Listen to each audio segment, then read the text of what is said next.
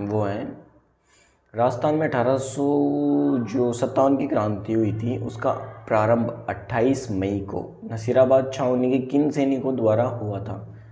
तो क्वेश्चन में डिटेल दी गई है कि राजस्थान में जो 1857 की क्रांति की शुरुआत थी कहाँ से हुई थी, नसीराबाद छावनी से, और कब हुई थी, 28 मई 1857 को। मतलब 1857 की क्रांति का प्रारंभ नसीराबाद छावनी किन सैनिकों द्वारा हुआ था, जो बंगाल नेटिव इन्फेंट्री, इसके जो सैनिक थे उन्होंने 1857 की क्रांति का शुभारंभ किया था।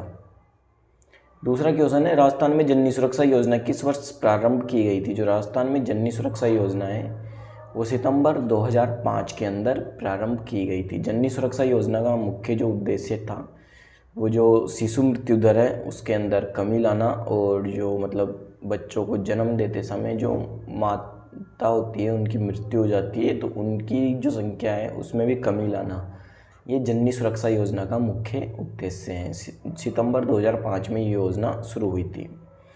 नेक्स्ट क्वेश्चन है, आस्था योजना का संबंध है। आस्था योजना का संबंध जो है वो विशेष योग्य जन से है। क्या है ये योजना उन लोगों के लिए है जिनकी जो वार्षिक आय है वो 1.20 लाख यानी 1,20,000 रुपये से कम हो। जिन परिवारों की वार्षिक आय और एक ही परिवार में यदि दो जो विकलांग या विशेष योग्यजन हैं, यहाँ लिख देते हैं, एक परिवार में दो विशेष योग्यजन या विकलांग व्यक्ति हैं उन पर ये आस्था योजना लागू होती है। ये जो आस्था योजना में पात्र जो लोग होते हैं उनको बीपीएल योजना की सारी सुविधाएं मिलती हैं, और इनका जो अस्पताल में जो इलाज है वो भी मुफ्त में फ्री में किया जाता है आस्था योजना के तहत।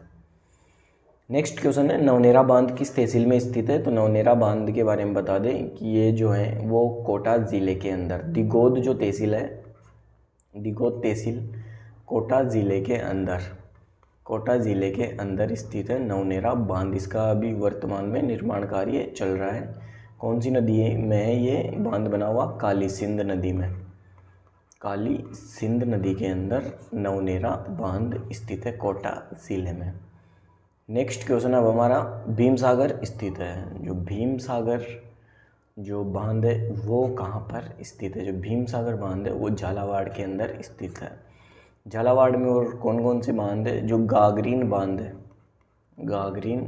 बांध वो भी झालावाड़ के अंदर ही स्थित है। गागरीन परियोजना भी झालावाड़ के अंदर चलती है। संत पीपा जो थे उनका संबंध भी झालावाड़ से है, ठीक है। संत पीपा की जो छतरी है वो झालावाड़ के अंदर बनी हुई है। नेक्स्ट क्वेश्चन है, पन्ना मीना कुंड स्थित है। एक सीधा सा क्वेश्चन है, जो पन्ना मीना का जो कुंड है वो स्थित है जयपुर के अंदर। वन रक्षक एग्जाम 2022 के अंदर क्वेश्चन पूछा गया है, पन्ना मीना कुंड जयपुर के अंदर। अब नेक्स्ट क्वेश्चन है, राजस्थान में स्वावलंबन योजना का मुख्य उद्देश्य है। तो इस योजना जो स्वावलंबन योजना है इसका मुख्य उद्देश्य है निर्धन महिलाओं, विधवाओं, परित्यक्ताओं और ग्रामीण महिलाओं के जीवन स्तर में सुधार करना। जो भी निर्धन महिलाएं, गरीब महिलाएं, विधवा या परित्यक्ता जिनकी शादी करने के बाद उनके पति उनको छोड़ देते हैं, या ग्रामीण जो भी महिलाएं उनके जीवन स्तर में आर्थिक, राजनीतिक और सामाजिक रूप से सुधार लाने के लिए स्वावलंबन योजना शुरू की गई थी, ठीक है। अब नेक्स्ट क्वेश्चन की तरफ अपन बढ़े तो नेक्स्ट क्वेश्चन है, एशिया में चिनाई वाला सबसे ऊंचा बांध कौन सा है। तो जो चिनाई वाला जो एशिया में सबसे ऊंचा बांध है वो है जाखम बांध। जाखम बांध कहाँ स्थित है, प्रतापगढ़ के अंदर। प्रतापगढ़ के अंदर जाखम बांध स्थित है। एशिया का चिनाई वाला सबसे ऊंचा बांध है जिसे चिनाई करके निर्माण किया गया है, जाखम बांध प्रतापगढ़ के अंदर, ठीक है। मेजा बांध कहाँ स्थित है, भीलवाड़ा में, कोटारी नदी के ऊपर। नेक्स्ट अब आगे बढ़ते हैं, निम्न में से कौन सी सैनिक छावनी राजपूताना में स्थित नहीं थी। कल की क्लास में पढ़ने पड़ा कि राजस्थान में कुल सैनिक छावनियों की संख्या कितनी थी, 6 सैनिक छावनियाँ थी। 6 सैनिक छावनियाँ कौन कौन सी थी है, 6 सैनिक छावनियाँ कौन कौन सी थी, एरिनपुरा, नसीराबाद, देवली, ब्यावर, खेरवाड़ा, ठीक है, और नीमच, ये 6 छावनियाँ थी राजस्थान के अंदर। तो इनमें से कौन सी सैनिक छावनी राजपूताना में स्थित नहीं थी? टोंक में कोई भी सैनिक छावनी नहीं थी। तो क्वेश्चन का सही आंसर है ऑप्शन नंबर 3। नेक्स्ट क्वेश्चन है, राजस्थान विधानसभा के पहले उपाध्यक्ष कौन थे? उपाध्यक्ष की जो बात करें अपन, तो राजस्थान विधानसभा के पहले उपाध्यक्ष थे लाल सिंह सख्तावत। और राजस्थान विधानसभा के पहले अध्यक्ष के बारे में बात करें तो उनका नाम आप बताइए, कौन थे पहले अध्यक्ष? राजस्थान विधानसभा के पहले अध्यक्ष थे, कौन थे? उनका नाम है नरोत्तम लाल जोशी। नरोत्तम लाल जोशी।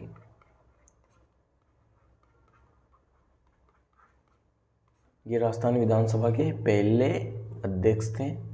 कब से कब तक अध्यक्ष रहे? 1952 से 1957 तक।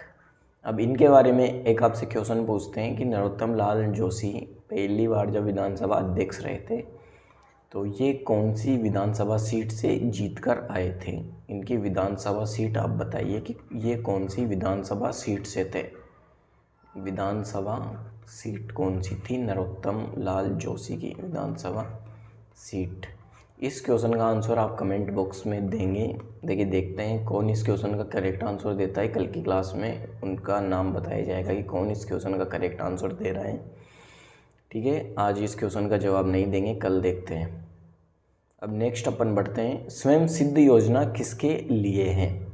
तो स्वयं सिद्ध जो योजना है वो है संकटग्रस्त जो महिला हैं उनके आश्रय और पुनर्वास के लिए। स्वयं सिद्ध योजना संकटग्रस्त महिलाओं के आश्रय और पुनर्वास के लिए।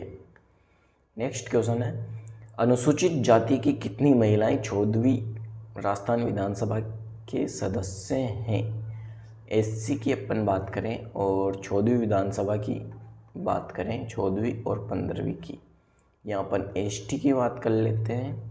तो एससी के अंदर जो 14वीं विधानसभा के अंदर महिलाओं की संख्या है थी वो कितनी थी? उस समय महिलाओं की संख्या थी 12। विधानसभा के अंदर 12 संख्या थी। वर्तमान में कौन सी विधानसभा चल रही है? 15वीं विधानसभा वर्तमान में चल रही है। इनमें मुख्यमंत्री हैं श्रीमान अशोक गहलोत। 14वीं विधानसभा में मुख्यमंत्री थी श्रीमती वसुंधरा राजे। तो वर्तमान में 15वीं विधानसभा में एससी में महिला विधायकों की संख्या कितनी है? 8। ठीक है, और इसी प्रकार अपन बात करें तो 14वीं विधानसभा में एसटी में महिला विधायकों की संख्या कितनी थी? 3। और जो 15वीं विधानसभा है उनमें भी इनकी संख्या है 3। तो क्वेश्चन का सही आंसर है हमारे अनुसूचित जाति की कितनी महिलाएं 14वीं राजस्थान विधानसभा की सदस्य हैं। उस समय क्वेश्चन पूछा गया था 2016 के अंदर। उस समय इसमें जो सदस्य थी वो 12 थी, वर्तमान में 8 महिलाएं। नेक्स्ट क्वेश्चन है, राजस्थान में राष्ट्रीय आयुष मिशन का उद्देश्य क्या है?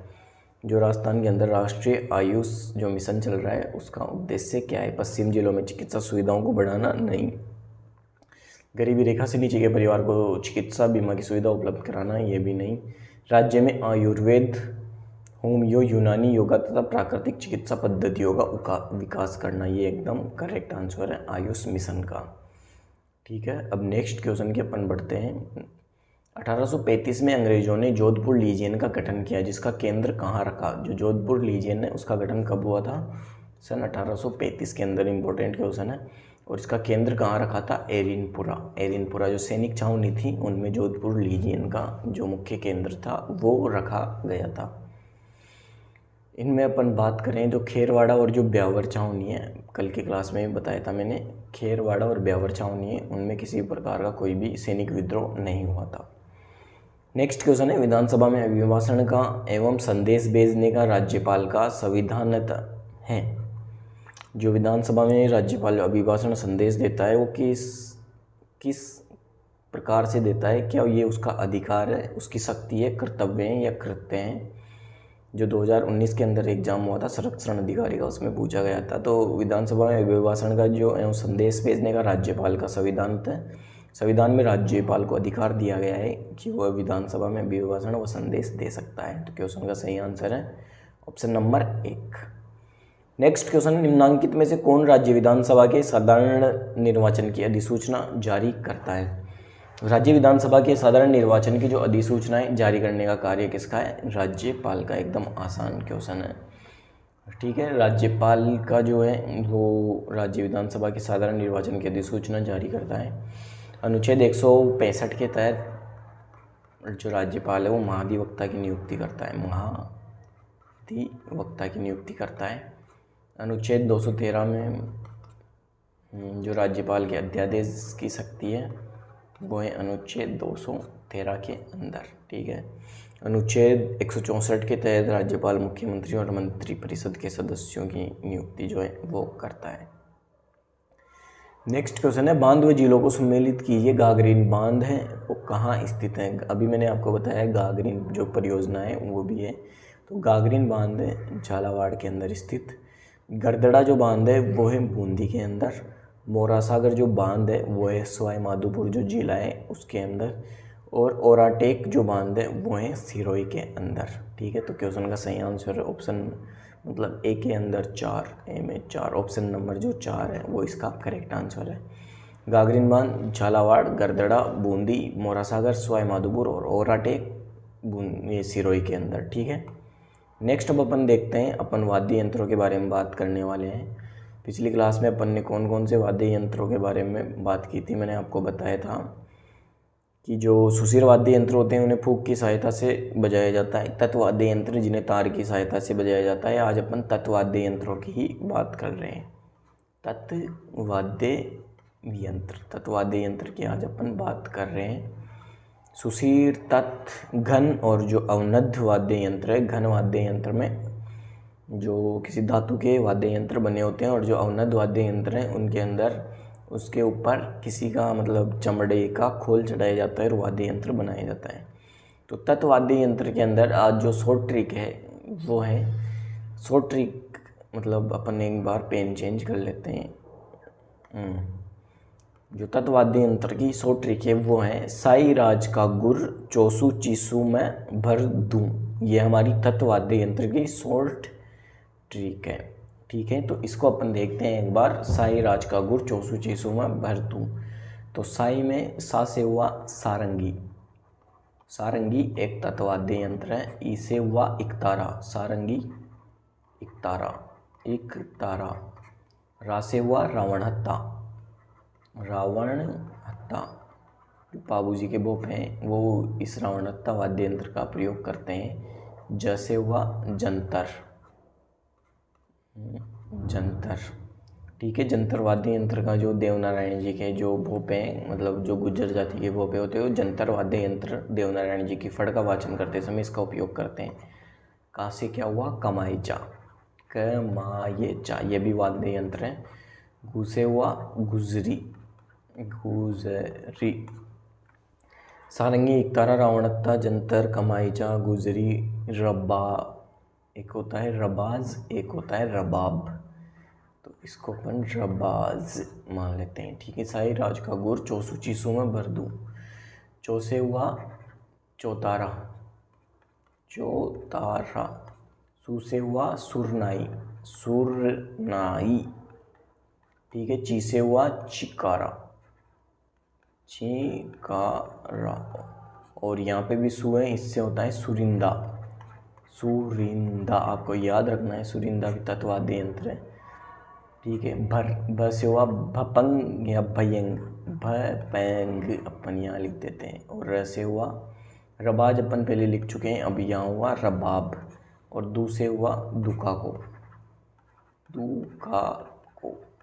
तो ये सारे वाद्य यंत्र आपको याद करने हैं। जो भी शॉर्ट ट्रिक मैंने आपको बताई है वो आपको अपनी कॉपी के अंदर लिख लेना है और अच्छे से याद करना है।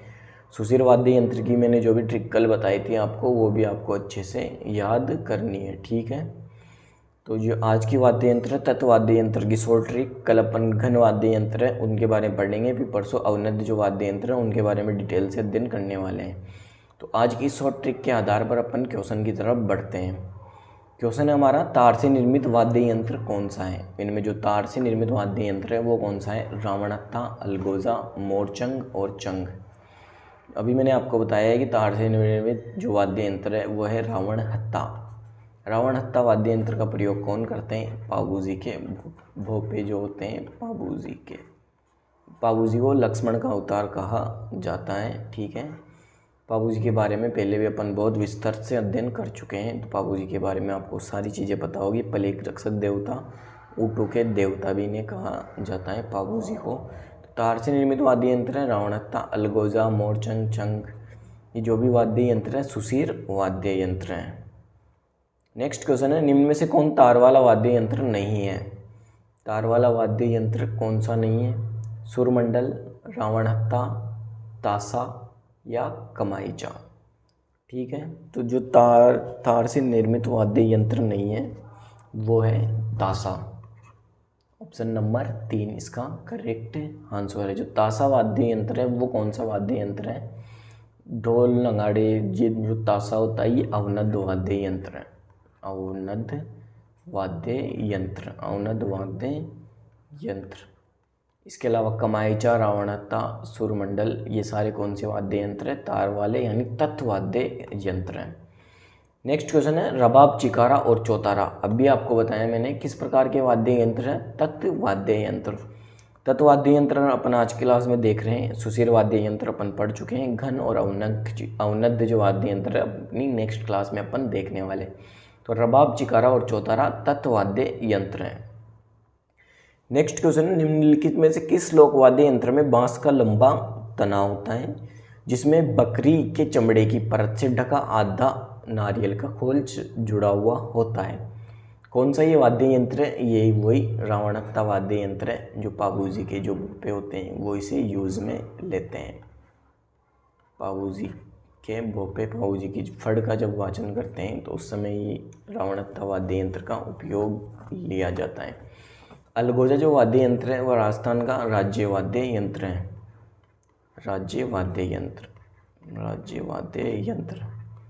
अलगोजा बजाते समय, अलगोजा का प्रयोग करते समय दो बांसुरियों टाइप की जो यंत्र होते हैं उन्हें एक साथ मुंह में लिया जाता है और फूंक से उन्हें बजाया जाता है। उस वाद्य यंत्र को अलगोजा कहा जाता है। इनमें या तो 4 छिद्र होते हैं या 7 छिद्र होते हैं। नेक्स्ट क्वेश्चन है, देवनारायण जी की फड़ के वाचन के साथ किस वाद्य यंत्र का उपयोग किया जाता है? जंतर वाद्य यंत्र। मतलब जो टॉपिक है पहले वो है 1857 की क्रांति में से जो भी इंपॉर्टेंट क्वेश्चन आए हुए हैं उनका अपन अध्ययन कर रहे हैं। तो आज का अपना पहला क्वेश्चन है, राजस्थान में 1857 की क्रांति के समय यहाँ के एजीजी कौन थे? एजेंट टू गवर्नर जनरल कौन थे 1857 की क्रांति के समय? तो इसका जो सही आंसर है वो है जॉर्ज पैट्रिक लॉरेंस।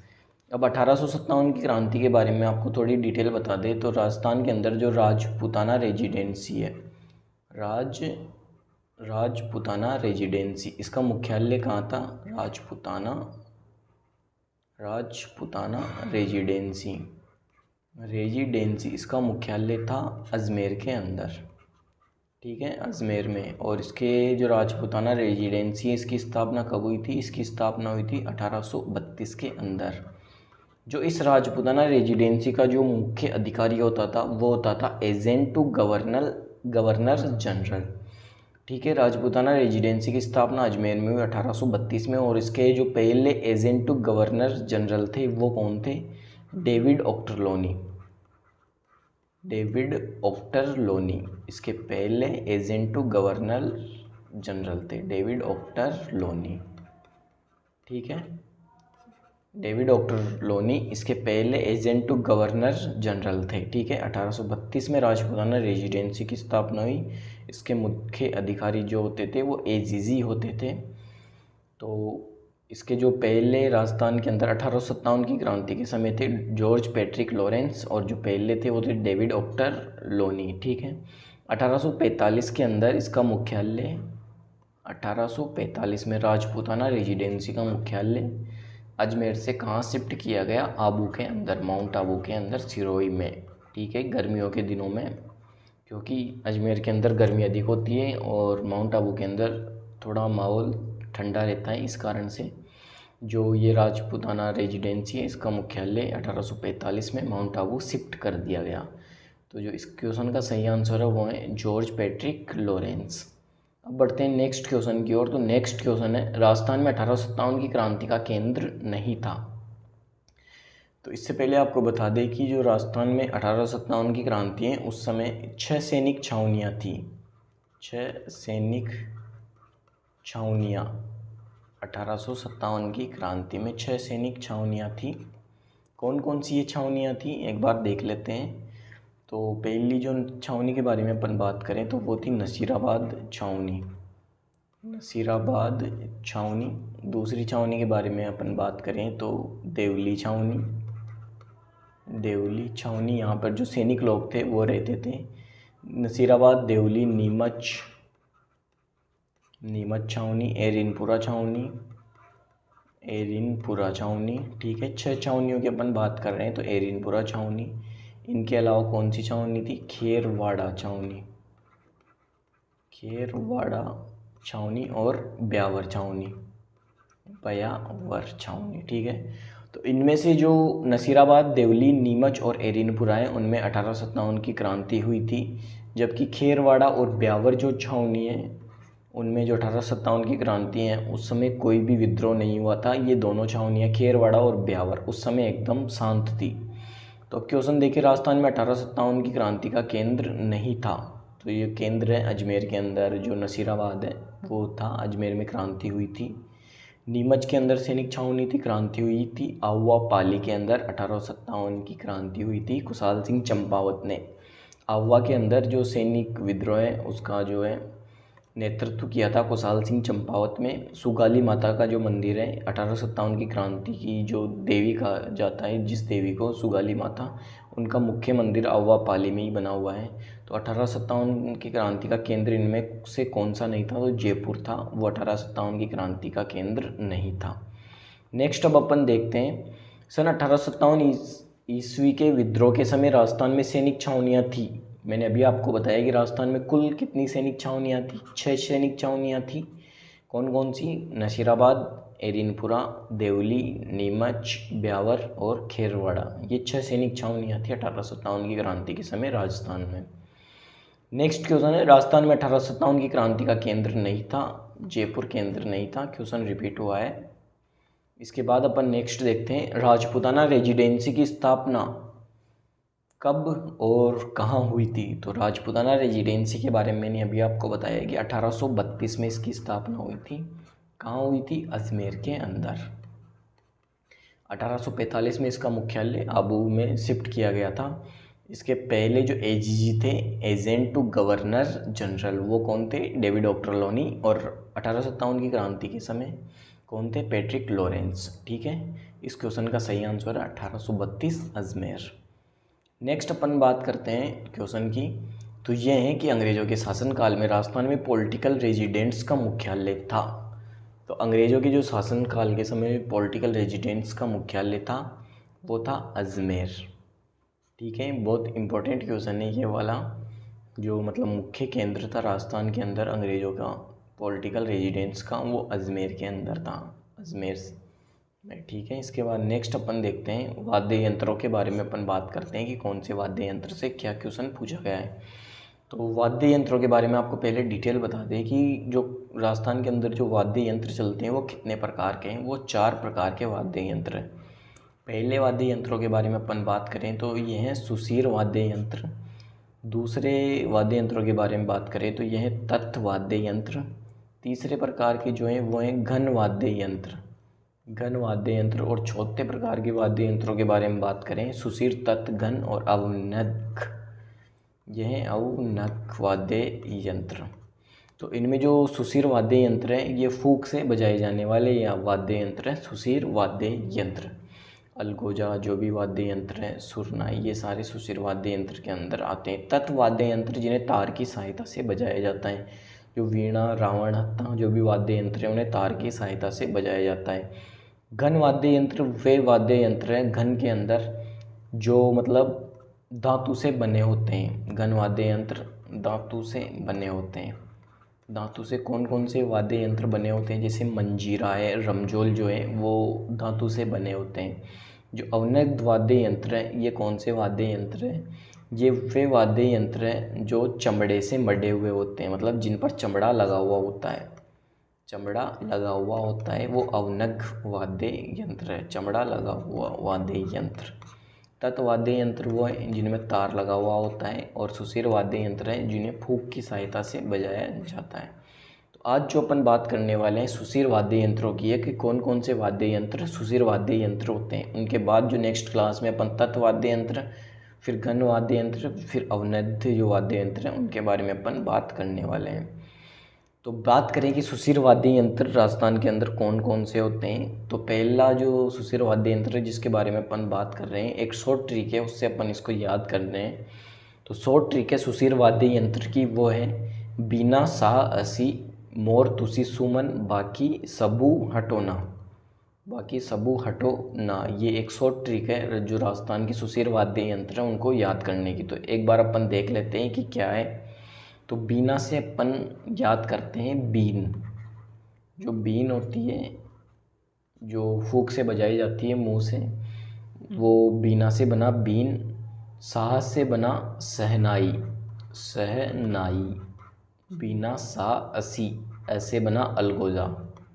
अलगोजा राजस्थान का राज्य वाद्य यंत्र है अलगोजा। सी से बना सिंगी। सिंगी भी एक प्रकार का सुशीर वाद्य यंत्र है। मोर में मो से बना मोरचंग, मोरचंग। और र से बना रणभेरी, रणभेरी। बीना सा असी मोर तुसी सुमन बाकी सबू हटोना। तुसी में तू से बना तुरई, तुरई। ये भी वाद्य यंत्र है। सी से बना सिंगी, पहले आ चुका है वाद्य यंत्र। सिंगी के अलावा एक होता है सिंगा, ठीक है, इसके बारे में अपन ने बात कर ली है। सुमन में सु से होता है सुरनाई, सुरनाई भी एक सुशीर वाद्य यंत्र है। म से होता है मसक, मसक। सुरनाई, मसक। न से होता है नड़ या नफीरी, नड़ या नफीरी। बाकी से होता है बाकिया, बाकिया भी एक वाद्य यंत्र है। बाकिया कौन सा वाद्य यंत्र है? ये सुशीर वाद्य यंत्र है बाकिया। बीना साह असी मोर तुसी सुमन बाकी सबू हटोना। बीना से बीन, साह से सहनाई, असी में ऐसे अलगोजा, सी से सिंगी, मोरचंग। मो से मोरचंग, र से रणबेरी, तू से तुरई, सी से सिंगा, सु से सुरनाई, मैं से मसक, न से नड़ और बाकी से बाकिया। बीना सा असी मोर तुसी सुमन बाकी सबू। स से सतारा, सतारा। भू से भूगल, भूगल। ऐसे हरनोई, हरनोई। जो टो है उससे होता है टोटा वाद्य यंत्र, और ना से होता है नागफणी, नागफणी। ये जो भी वाद्य यंत्र है ये सारे सुशीर वाद्य यंत्र है। इसके बाद अपन तत्, घन और जो अवनद वाद्य यंत्र है उनके बारे में बात करने वाले हैं। तो चलते हैं आज के हमारे सुशीर वाद्य यंत्र में पहले क्वेश्चन की ओर। पहला क्वेश्चन है, मुंह के द्वारा बजाए जाने वाले वाद्य यंत्रों में निम्नलिखित में से कौन सा नहीं है? मुंह के द्वारा कौन से वाद्य यंत्र बजाए जाते हैं? जो सुशीर वाद्य यंत्र है वो मुंह के द्वारा बजाया जाता है। तो कौन सा है क्वेश्चन में पूछा गया है, कौन सा सुशीर वाद्य यंत्र नहीं है? अलगोजा मैंने आपको बताया है कि जो अलगोजा है वो राज्य वाद्य यंत्र है, ठीक है। सतारा, सतारा भी सुशीर वाद्य यंत्र है। मसक भी सुशीर वाद्य यंत्र है। जबकि जो रवाज है वो सुशीर वाद्य यंत्र नहीं है, रवाज है तत्वाद्य यंत्र।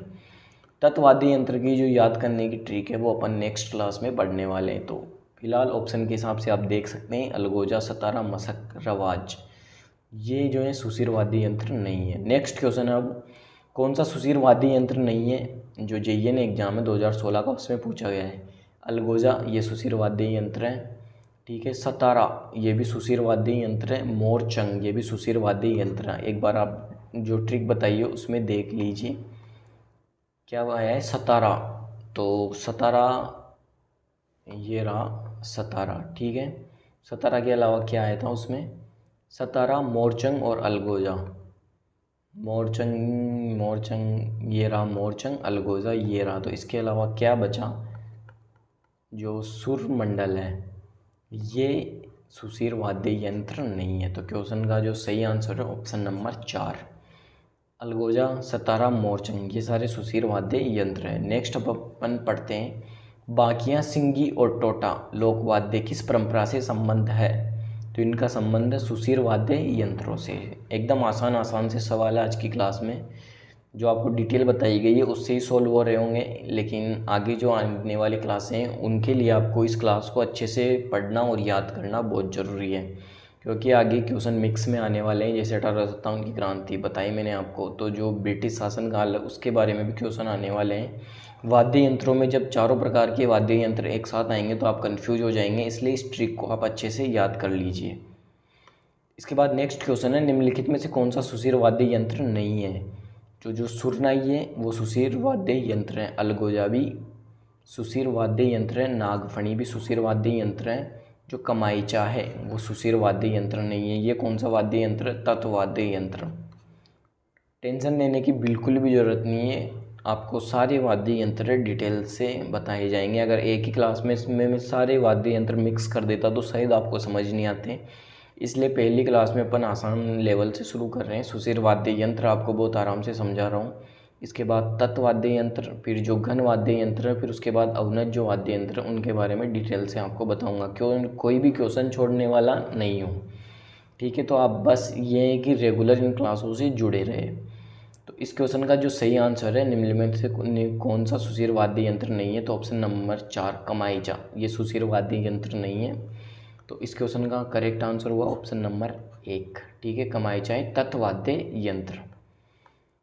तो इसके बाद हमारा क्वेश्चन है, राजस्थान का राज्य वाद्य यंत्र है, तो ये कौन सा है? अलगोजा। मैंने आपको बताया भील और जो कालबेलिया जनजाति है, भील और जो कालबेलिया है, कालबेलिया, वो अलगोजा वाद्य यंत्र का प्रयोग करते हैं अधिक मात्रा में। ठीक है, अलगोजा के अंदर क्या होता है कि इसके अंदर कितने छिद्र होते हैं अलगोजा वाद्य यंत्र में, तो इसमें या तो 4 छिद्र होते हैं या होते हैं 7 छिद्र। ठीक है, या तो 4 छिद्र होंगे या इसमें होंगे 7 छिद्र।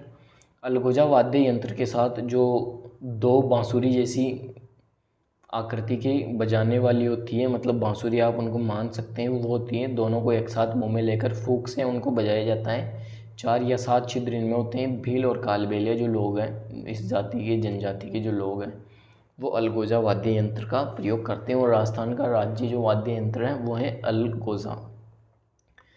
ठीक है, बांध संबंधित जिलों में सुमेलित कीजिए। कानोता बांध, कानोता बांध कहाँ स्थित है? कानोता बांध जयपुर के अंदर। जो मछली उत्पादन का सबसे बड़ा बांध है, मछली उत्पादन सबसे अधिक मात्रा में होता है, मछली उत्पादन सबसे अधिक कौन से बांध में? कानोता बांध में। कहाँ स्थित है? जयपुर के अंदर स्थित है। मछली उत्पादन सबसे अधिक करने वाला बांध कौन सा है? कानोता बांध जयपुर में। बंद बारेठा बांध कहाँ स्थित है? ये बंद बारेठा है भरतपुर के अंदर। इस बांध के बारे में क्या है डिटेल? ये कौन सी नदी पर है बंद बारेठा? ये कुकुंद नदी पर स्थित है, कुकुंद नदी पर, कुकुंद नदी पर। और क्या डिटेल है इसके बारे में? ये भरतपुर का सबसे बड़ा बांध है, भरतपुर का सबसे बड़ा बांध कौन सा है? बंद बारेठा बांध, सबसे बड़ा बांध। ठीक है, और क्या डिटेल है इस बांध के बारे में, बंद बारेठा के बारे में? इसकी आकृति कौन सी है? जहाजनुमा आकृति है, जहाजनुमा इसकी आकृति है बंद बारेठा की। ठीक है, जहाजनुमा आकृति। इसके बाद अपन देखते हैं इसरदा बांध के बारे में। इसरदा बांध कहाँ स्थित है? टोंक सवाई माधोपुर के अंदर ये स्थित है। ऑप्शन में सवाई माधोपुर, तो इसरदा बांध कहाँ है? सवाई माधोपुर के अंदर। पेयजल आपूर्ति के लिए इस बांध का निर्माण किया गया है। और जो कालाखोह बांध है वो कहाँ स्थित है? दौसा के अंदर, कालाखोह बांध दौसा के अंदर। तो क्वेश्चन का हमारे सही आंसर क्या होगा? ऑप्शन नंबर 1 में 3, ए में 3, तो ऑप्शन नंबर 2 जो है वो इसका करेक्ट आंसर है। अब बढ़ते हैं नेक्स्ट क्वेश्चन की ओर। क्वेश्चन हमारा, राजस्थान सरकार की निम्नलिखित में से कौन सी योजना विशेषतः सामाजिक सुरक्षा से जुड़ी हुई है? जो पन्नाधाय जीवन अमृत योजना है, ये जो सामाजिक सुरक्षा है उससे जुड़ी हुई है। जो भारतीय जीवन बीमा निगम है, भारतीय जीवन बीमा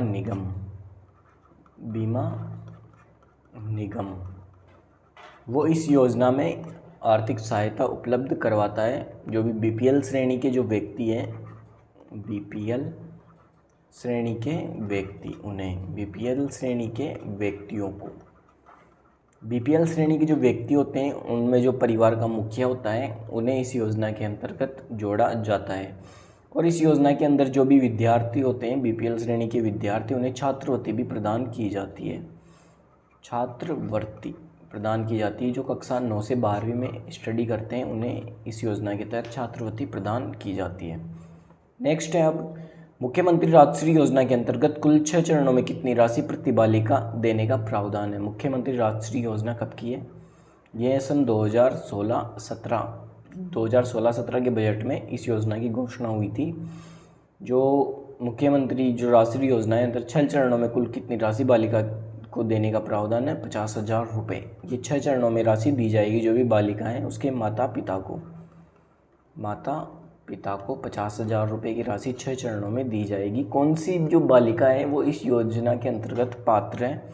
तो जिस बालिका का जन्म 1 जून 2016 के बाद हुआ है, 1 जून 2016 के बाद हुआ है, वो इस योजना का लाभ ले सकती है। कौन सा युग्म प्राचीन अंचल आधुनिक जिला सही सम्मिलित नहीं है? कौन सा सम्मिलित नहीं है? जो अर्बुद प्रदेश है वो सिरोही को कहा जाता है, ये एकदम सही है। सीवी चित्तौड़गढ़ उदयपुर वाला क्षेत्र है वो सीवी है, सीवी जनपद के अंतर्गत ये आते हैं, ये भी एकदम सही है। सपादलक्स अजमेर नागौर वाले क्षेत्र को कहा जाता है, ये भी एकदम सही है। वागड़ सीकर जो झुंझुनू है उसे वागड़ प्रदेश नहीं कहा जाता, ये रॉन्ग आंसर है, वागड़ कहा जाता है। जो डूंगरपुर बांसवाड़ा वाला क्षेत्र है, डूंगरपुर जो बांसवाड़ा वाला क्षेत्र है उसे वागड़ कहा जाता है, बांसवाड़ा वाला क्षेत्र है। सीकर झुंझुनू वाले क्षेत्र को क्या कहा जाता है? जो बांगड़ प्रदेश है, जो बांगड़ प्रदेश है वो इसे कहा जाता है सीकर झुंझुनू वाले क्षेत्र को। तो वागड़, डूंगरपुर, बांसवाड़ा और बांगड़ सीकर झुंझुनू। नेक्स्ट है अब राजस्थान के कितने लोकसभा निर्वाचन क्षेत्र अनुसूचित जाति के लिए आरक्षित हैं? तो लोकसभा के लिए राजस्थान में कुल कितनी सीटें हैं? कुल 25 सीट। कुल 25 सीट राजस्थान से लोकसभा के लिए हैं, जिसमें एससी की कितनी सीट है? एससी की सीट है 4 और एसटी की कितनी सीट है? एसटी की सीट है 3। जो एससी, ये क्वेश्चन का हमारा सही आंसर है, अनुसूचित जाति के लिए आरक्षित है, तो ये 4 सीटें। अब ये 4 सीट कौन कौन सी हैं इनके बारे में अपन देखें तो जो गंगानगर की सीट है, गंगानगर लोकसभा सीट, वो इसके लिए आरक्षित है। गंगानगर के अलावा बीकानेर के अलावा कौन सी सीट है? बीकानेर के अलावा है भरतपुर की सीट, भरतपुर के साथ ही जो धौलपुर करौली की सीट है, धौलपुर प्लस करौली, ये सीट भी एससी के लिए लोकसभा में आरक्षित हैं। अब एसटी की बात करें तो एसटी में कौन कौन सी सीटें हैं? एसटी में जो 3 सीटें हैं वो कौन कौन से क्षेत्र की सीट है? एक है उदयपुर, दूसरी है दौसा और तीसरी कौन सी है? जो बांसवाड़ा की सीट है, लोकसभा सीट, बांसवाड़ा की लोकसभा सीट है, वो एसटी के लिए लोकसभा में आरक्षित है। नेक्स्ट है बरड़ावासा, प्राचीन नाम से जाना जाने वाला भौगोलिक क्षेत्र वर्तमान में किस जिले का भाग है? जो बरसावाड़ा क्षेत्र है वो किस ज़िले में स्थित है? अजमेर ज़िले में। ये कौन से क्षेत्र को कहा जाता है? आपको याद होगा जो जेम्स टोड, उन्होंने टोडगढ़ का किला कहाँ बनवाया था? जो टोडगढ़ का किला है वो स्थित है अजमेर के अंदर, अजमेर में। तो ये जो टोडगढ़ किला है इसके जो आसपास का क्षेत्र है उसे बरसावाड़ा भी कहा जाता था प्राचीन समय के अंदर। तो इस क्वेश्चन का सही आंसर है अजमेर। नेक्स्ट अब अपन पढ़ते हैं अहिछत्रपुर किस ज़िले का प्राचीन नाम है? तो अहिछत्रपुर जो प्राचीन टाइम में जांगल प्रदेश था, जांगल प्रदेश, कौन से प्रदेश को कहा जाता है? जांगल प्रदेश। जो बीकानेर क्षेत्र है, बीकानेर का क्षेत्र है उसे जांगल प्रदेश कहा जाता है। तो अहिछत्रपुर जो है वो जांगल प्रदेश की राजधानी थी, जांगल प्रदेश की राजधानी अहिछत्रपुर,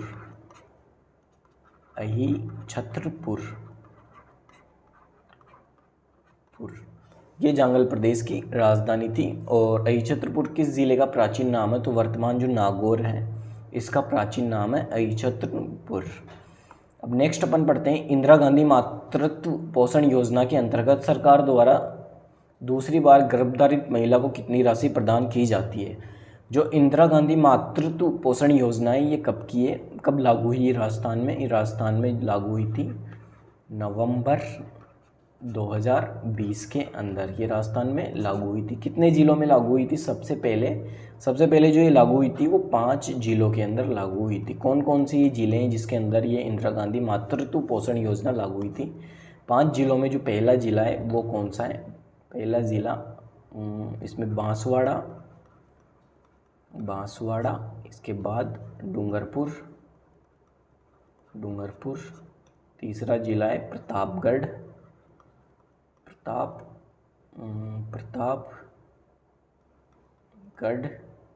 और चौथा ज़िला कौन सा है जहाँ ये लागू हुई थी? उदयपुर के अंदर ये लागू हुई थी। और जो 5वां ज़िला है वो कौन सा है? 5वें नंबर पे ये लागू हुई थी 12 के अंदर। मतलब टोटल 5 ज़िले हैं जिनमें सबसे पहले ये योजना लागू हुई थी। ठीक है, तो ये सारी डिटेल इस क्वेश्चन के बारे में आपको याद रखनी है। और जो दूसरी बार जो गर्भधारित महिलाएं उन्हें कितनी राशि प्रदान की जाती है? 6,000 रुपये की राशि उन्हें प्रदान की जाती है इंदिरा गांधी मातृत्व पोषण योजना के तहत। अब क्वेश्चन है हमारा नेक्स्ट, राजस्थान में डॉक्टर सविता अंबेडकर अंतरजातीय विवाह योजना किस वर्ष शुरू हुई थी? राजस्थान पुलिस कांस्टेबल 2018 में क्वेश्चन पूछा गया है। तो जो राजस्थान के अंदर डॉक्टर सविता अंबेडकर अंतरजातीय विवाह योजना है, इसकी जो शुरुआत है ये कब लागू हुई थी राजस्थान के अंदर? ये लागू हुई थी सन 2017 के अंदर। शायद जून रहा होगा इसका जो माह है वो, लेकिन ईयर है इसका सन 2017 के अंदर ये राजस्थान में लागू हुई थी। अब क्वेश्चन के ऑप्शन की तरफ अपन देखते हैं। तो ऑप्शन में 2003, 2006, 2008 और 2009 है। तो जो पूरे भारत में इस योजना की शुरुआत हुई थी 2006। तो इस क्वेश्चन के जो ऑप्शन को देखते हुए इस क्वेश्चन का जो करेक्ट आंसर बनता है वो बनता है सन 2006। ये डॉक्टर सविता अंबेडकर अंतरजातीय विवाह योजना 2006 की है। इस योजना के अंदर 5 लाख रुपए की राशि प्रदान की जाती है। 5 लाख रुपए अंतरजातीय विवाह करने पर रुपए की राशि प्रदान की जाती है अंतरजातीय विवाह। इसके अंदर क्या जो पात्र कौन होता है? या तो एससी की महिला हो या एससी का पुरुष हो। किसी स्वर्ण जाति के महिला या पुरुष से शादी करें तो उन्हें 5 लाख रुपए की राशि दी जाती है। आयु सीमा क्या है? 35 वर्ष से कम उम्र होनी चाहिए उनमें से, उन दोनों की 35 वर्ष से कम उम्र। और जो पहली बार जो शादी करेंगे ना उन पर ये स्कीम लागू होगी। पहली शादी पर ये स्कीम लागू होगी। ऐसा नहीं है कि दूसरी तीसरी बार शादी कर रहे हैं और इसी स्कीम का फ़ायदा उठा रहे हैं। तो क्वेश्चन का हमारे जो एकदम करेक्ट आंसर है वो तो है कि राजस्थान में लागू हुई थी 2017 में, और ये स्कीम कब की है? सन 2006 की है। नेक्स्ट अब हम पढ़ते हैं, मुख्यमंत्री राष्ट्रीय योजना के अंतर्गत कुल 6 चरणों में कितनी राशि प्रति बालिका देने का प्रावधान है? अभी अपन ने पढ़ा 50,000 रुपये। नेक्स्ट है, 9वीं से 12वीं कक्षा की छात्राओं को आपकी बेटी योजना के अंतर्गत प्रदान की जाने वाली आर्थिक सहायता कितनी है? आपकी बेटी योजना है, इसके अंतर्गत जो प्रदान की जाने वाली आर्थिक राशि है वो है प्रति छात्रा 1500 रुपये। कक्षा 9 से 12 में 1500 रुपये और कक्षा 1 से 8 तक कितनी राशि दी जाती है इस योजना के अंतर्गत? वो है 1100 रुपये की राशि इस योजना के अंतर्गत दी जाती है। राजस्थान पुलिस कांस्टेबल एग्जाम 2018 में क्वेश्चन पूछा गया है। आपकी बेटी योजना के अंतर्गत प्रदान की जाने वाली आर्थिक सहायता 9 से 12 में 1500 और 1 से 8 में 1100 रुपये। नेक्स्ट क्वेश्चन है, राजस्थान विधानसभा की वित्तीय समितियों के बारे में विचार कीजिए। जो राजस्थान विधानसभा है उसकी कुल वित्तीय समितियाँ कितनी है? तो वित्तीय समितियों की जो संख्या है वो है 4। राजस्थान के अंदर कुल वित्तीय समितियां जो हैं वो 4 है। कौन कौन सी हैं इनके बारे में अपन बात करें तो एक है लोक लेखा समिति, वित्तीय समितियों की अपन बात कर रहे हैं। दूसरी है प्राक्कलन समिति, ये क दूसरे नंबर की है और तीसरे नंबर की है प्राक्कलन समिति ख। ठीक है, और जो चौथी समिति है वो राजस्थान सरकार की जो कार्य हैं उनसे संबंधित समिति है। ठीक है, राजस्थान सरकार से कार्यों से संबंधित समिति चौथी है। इसके बारे में अब अपन देख लेते हैं क्वेश्चन के बारे में। क्वेश्चन के ऑप्शन में हमें कौन कत्रों के बारे में विचार करना है? तो राजस्थान में वित्त समितियाँ 3 वित्त समितियाँ, 3 नहीं, अभी मैंने आपको बताया कि राजस्थान में 4 वित्त समितियाँ हैं। प्रत्येक समिति में 15 सदस्य हैं। आपको पूछे कि लोक लेखा समिति में कितने सदस्य हैं? 15। और प्राक्कलन समिति में क और ख में ये समिति है। तो प्राक्कलन समिति में अगर कुल पूछे कुल सदस्य तो 30 हो जाते हैं। ये एकदम सही है। समितियों के सभापति विधानसभा के अध्यक्ष द्वारा नियुक्त किए जाते हैं, एकदम सही है। समितियां अपना प्रतिवेदन विधानसभा को प्रस्तुत करती है, तो इनमें जो ऑप्शन सही है वो कौन से हैं? बी, सी और डी। बी, सी और डी ये इसके अंदर सही आंसर है। नेक्स्ट अब अपन देखते हैं, राजस्थान का उत्तर तोताद्री कहलाता है। कौन से क्षेत्र को उत्तर तोताद्री कहते हैं? तो जो गलथाजी है जयपुर के अंदर स्थित है, जयपुर में स्थित है गलताजी, इन्हें उत्तर तोताद्री कहा जाता है। इस स्थल को, गलताजी को और किस नाम से भी जाना जाता है? जो मंकी वैली है, मंकी वैली है, मंकी वैली, वो भी गलताजी को कहा जाता है, ठीक है। और जयपुर का वाराणसी, जयपुर का वाराणसी भी इस क्षेत्र को कहा जाता है, गलताजी को। उत्तर तोताद्री क्यों कहते हैं इस गलताजी को? जो रामानंद संप्रदाय है उसका जो दक्षिण के अंदर जो प्रमुख पंथ है, प्रमुख स्थल है तोताद्री, उसी के नाम पर इस स्थल को गलताजी को उत्तर तोताद्री भी कहा जाता है। नेक्स्ट अब अपन पढ़ते हैं, तख्त सागर नामक जलाशय राजस्थान के किस जिले में स्थित है? आपको पता होगा। पिचियाक बांध के बारे में एक बार बताइए, पिचियाक बांध कहाँ स्थित है?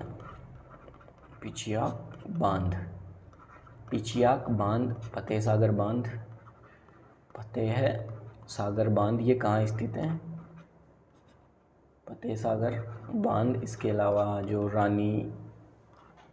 रानीसर बांध है और जो पदमसर बांध है वो कहाँ स्थित है? इन सब से आपको पता चल ही गया होगा कि ये कौन सी ज़िले की बात चल रही है। जो तख्त सागर, पिचियाक बांध, फतेह सागर, रानीसर, पदम सागर जो भी बांध है ये जोधपुर ज़िले के अंदर स्थित है। तो क्वेश्चन का अपने करेक्ट आंसर है जोधपुर, ठीक है। तख्त सागर नामक जलाशय राजस्थान के किस ज़िले में स्थित है? जोधपुर में। नेक्स्ट अब अपन क्वेश्चन देखते हैं, राजस्थान के किस ज़िले में जवाई बांध स्थित है? सबको पता है जवाई बांध कहाँ स्थित है? पाली के अंदर, ठीक है। जवाई बांध पाली में स्थित है, ये बहुत इंपॉर्टेंट क्वेश्चन है।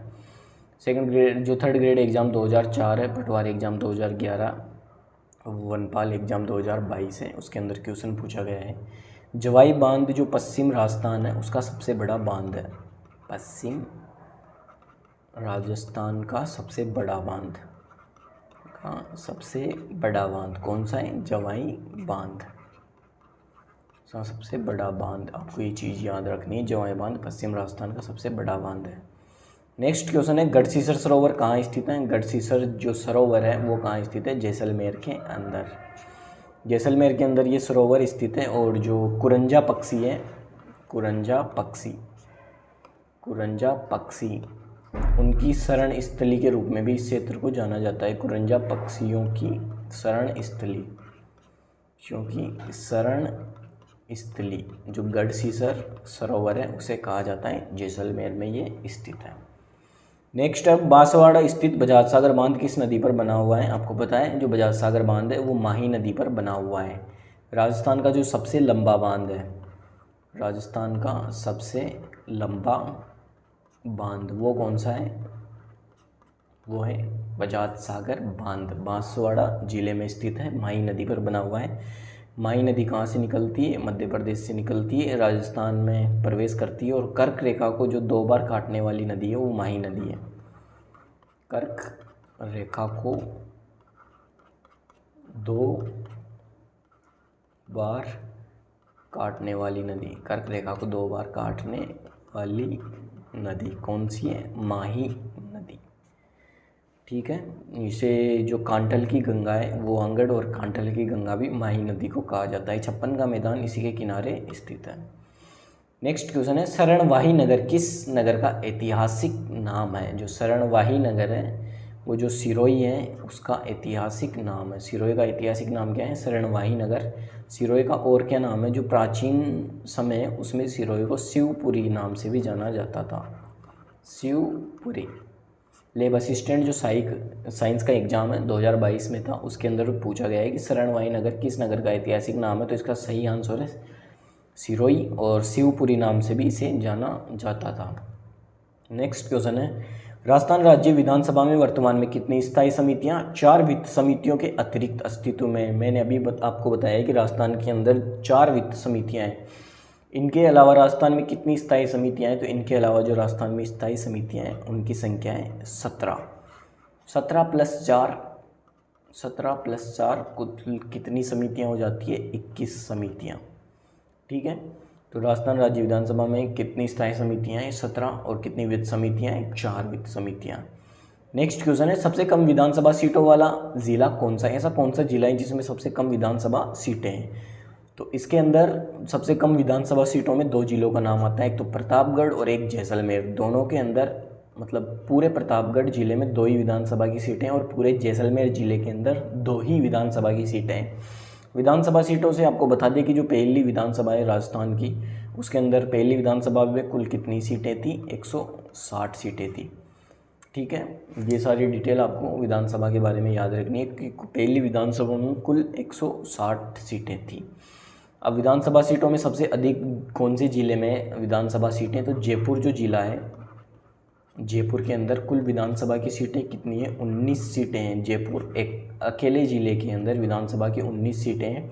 इसके अलावा जो अलवर ज़िला है, अलवर ज़िले में कुल विधानसभा की कितनी सीटें? 11 सीटें हैं। अलवर में 11 सीटें, जयपुर में 19 सीटें। सर्वाधिक राजस्थान में जयपुर ज़िले के अंदर है 19 सीटें। नेक्स्ट अब देखते हैं, निम्नांकित में से कौन से मुख्यमंत्री राजस्थान विधानसभा में नेता प्रतिपक्ष के पद पर नहीं रहे? तो इसका सही आंसर है शिवचरण माथुर और अशोक गहलोत। ये कभी भी जो है वो नेता प्रतिपक्ष के रूप में नहीं रहे। ऑप्शन नंबर 2 और 3 इसका करेक्ट आंसर है। इसके अलावा हरिदेव जोशी के बारे में बात करें तो जो राजस्थान की पहली विधानसभा है, हरिदेव जोशी पहली विधानसभा से लगातार जो 10वीं विधानसभा थी, 10वीं विधानसभा, पहली विधानसभा से 10वीं विधानसभा तक विधायक रहने वाले एकमात्र व्यक्ति हैं जो इतने समय तक अपने मृत्यु पर्यंत, जो मरने तक अपने वो विधानसभा के ये सदस्य रहे हैं, हरिदेव जोशी। और वसुंधरा राजे राज्य की एकमात्र महिला मुख्यमंत्री रही है। इनका जन्म दिवस आता है 8 मार्च को। उस दिन अंतर्राष्ट्रीय महिला दिवस भी मनाते हैं। और इनके बारे में बता दें कि ये झालरापाटन से विधायक रही थी, तब ये मुख्यमंत्री बनी थी। झालरापाटन झालावाड़ के अंदर स्थित है। सबसे पहले हम जो राजस्थान में मुख्य बांध हैं उनके बारे में पढ़ने वाले हैं। जो भी इम्पोर्टेंट क्वेश्चन बांधों से पूछे गए उनके बारे में अपन पढ़ लेते हैं एक बार। क्वेश्चन है हमारा पहला, चंबल नदी पर निर्मित बांधों को नदी प्रवाह की दिशा में सही क्रम में पहचानिए। चंबल नदी पर कुल कितने बांध बने हुए हैं? चंबल नदी पर कुल है 4 बांध। 4 बांधों में से जो एक बांध है, एक बांध वो है मध्य प्रदेश के अंदर, उसका क्या नाम है? उसका नाम है गांधी सागर बांध। गांधी सागर बांध है मध्य प्रदेश के अंदर। और जो बाकी 3 बांध है वो है राजस्थान के अंदर। गांधी सागर बांध ये एमपी में है। जो 3 बांध है वो है राजस्थान के अंदर। कौन कौन से हैं? एक तो राणा प्रताप सागर बांध, राणा प्रताप सागर बांध। दूसरे का क्या नाम है? जवाहर सागर बांध, जवाहर सागर। और तीसरा बांध कौन सा है? ये है कोटा बैराज, कोटा बैराज। तो चंबल नदी पर कुल बांधों की संख्या कितनी है? 4 बांध बने हुए हैं। गांधी सागर बांध है एमपी के अंदर और बाकी तीनों है राजस्थान के अंदर। राणा प्रताप सागर डैम है चित्तौड़गढ़ के अंदर, जवाहर सागर कोटा के अंदर और कोटा बैराज कोटा के अंदर है। कोटा बैराज के बारे में आपको बता दें तो इसका जो कैचमेंट एरिया है वो सर्वाधिक है। कैचमेंट एरिया सर्वाधिक, कैचमेंट एरिया सर्वाधिक है। कौन से बांध का? कोटा बैराज का। ठीक है, तो इसका सर्वाधिक कैचमेंट एरिया है। अब अपन क्वेश्चन की तरफ देखें तो ये जो बांध है उनको नदी प्रवाह की दिशा में अपन को सही बताना है। तो सबसे पहले कौन सा बांध आएगा? गांधी सागर बांध। ये कहाँ है स्थित है? एमपी के अंदर।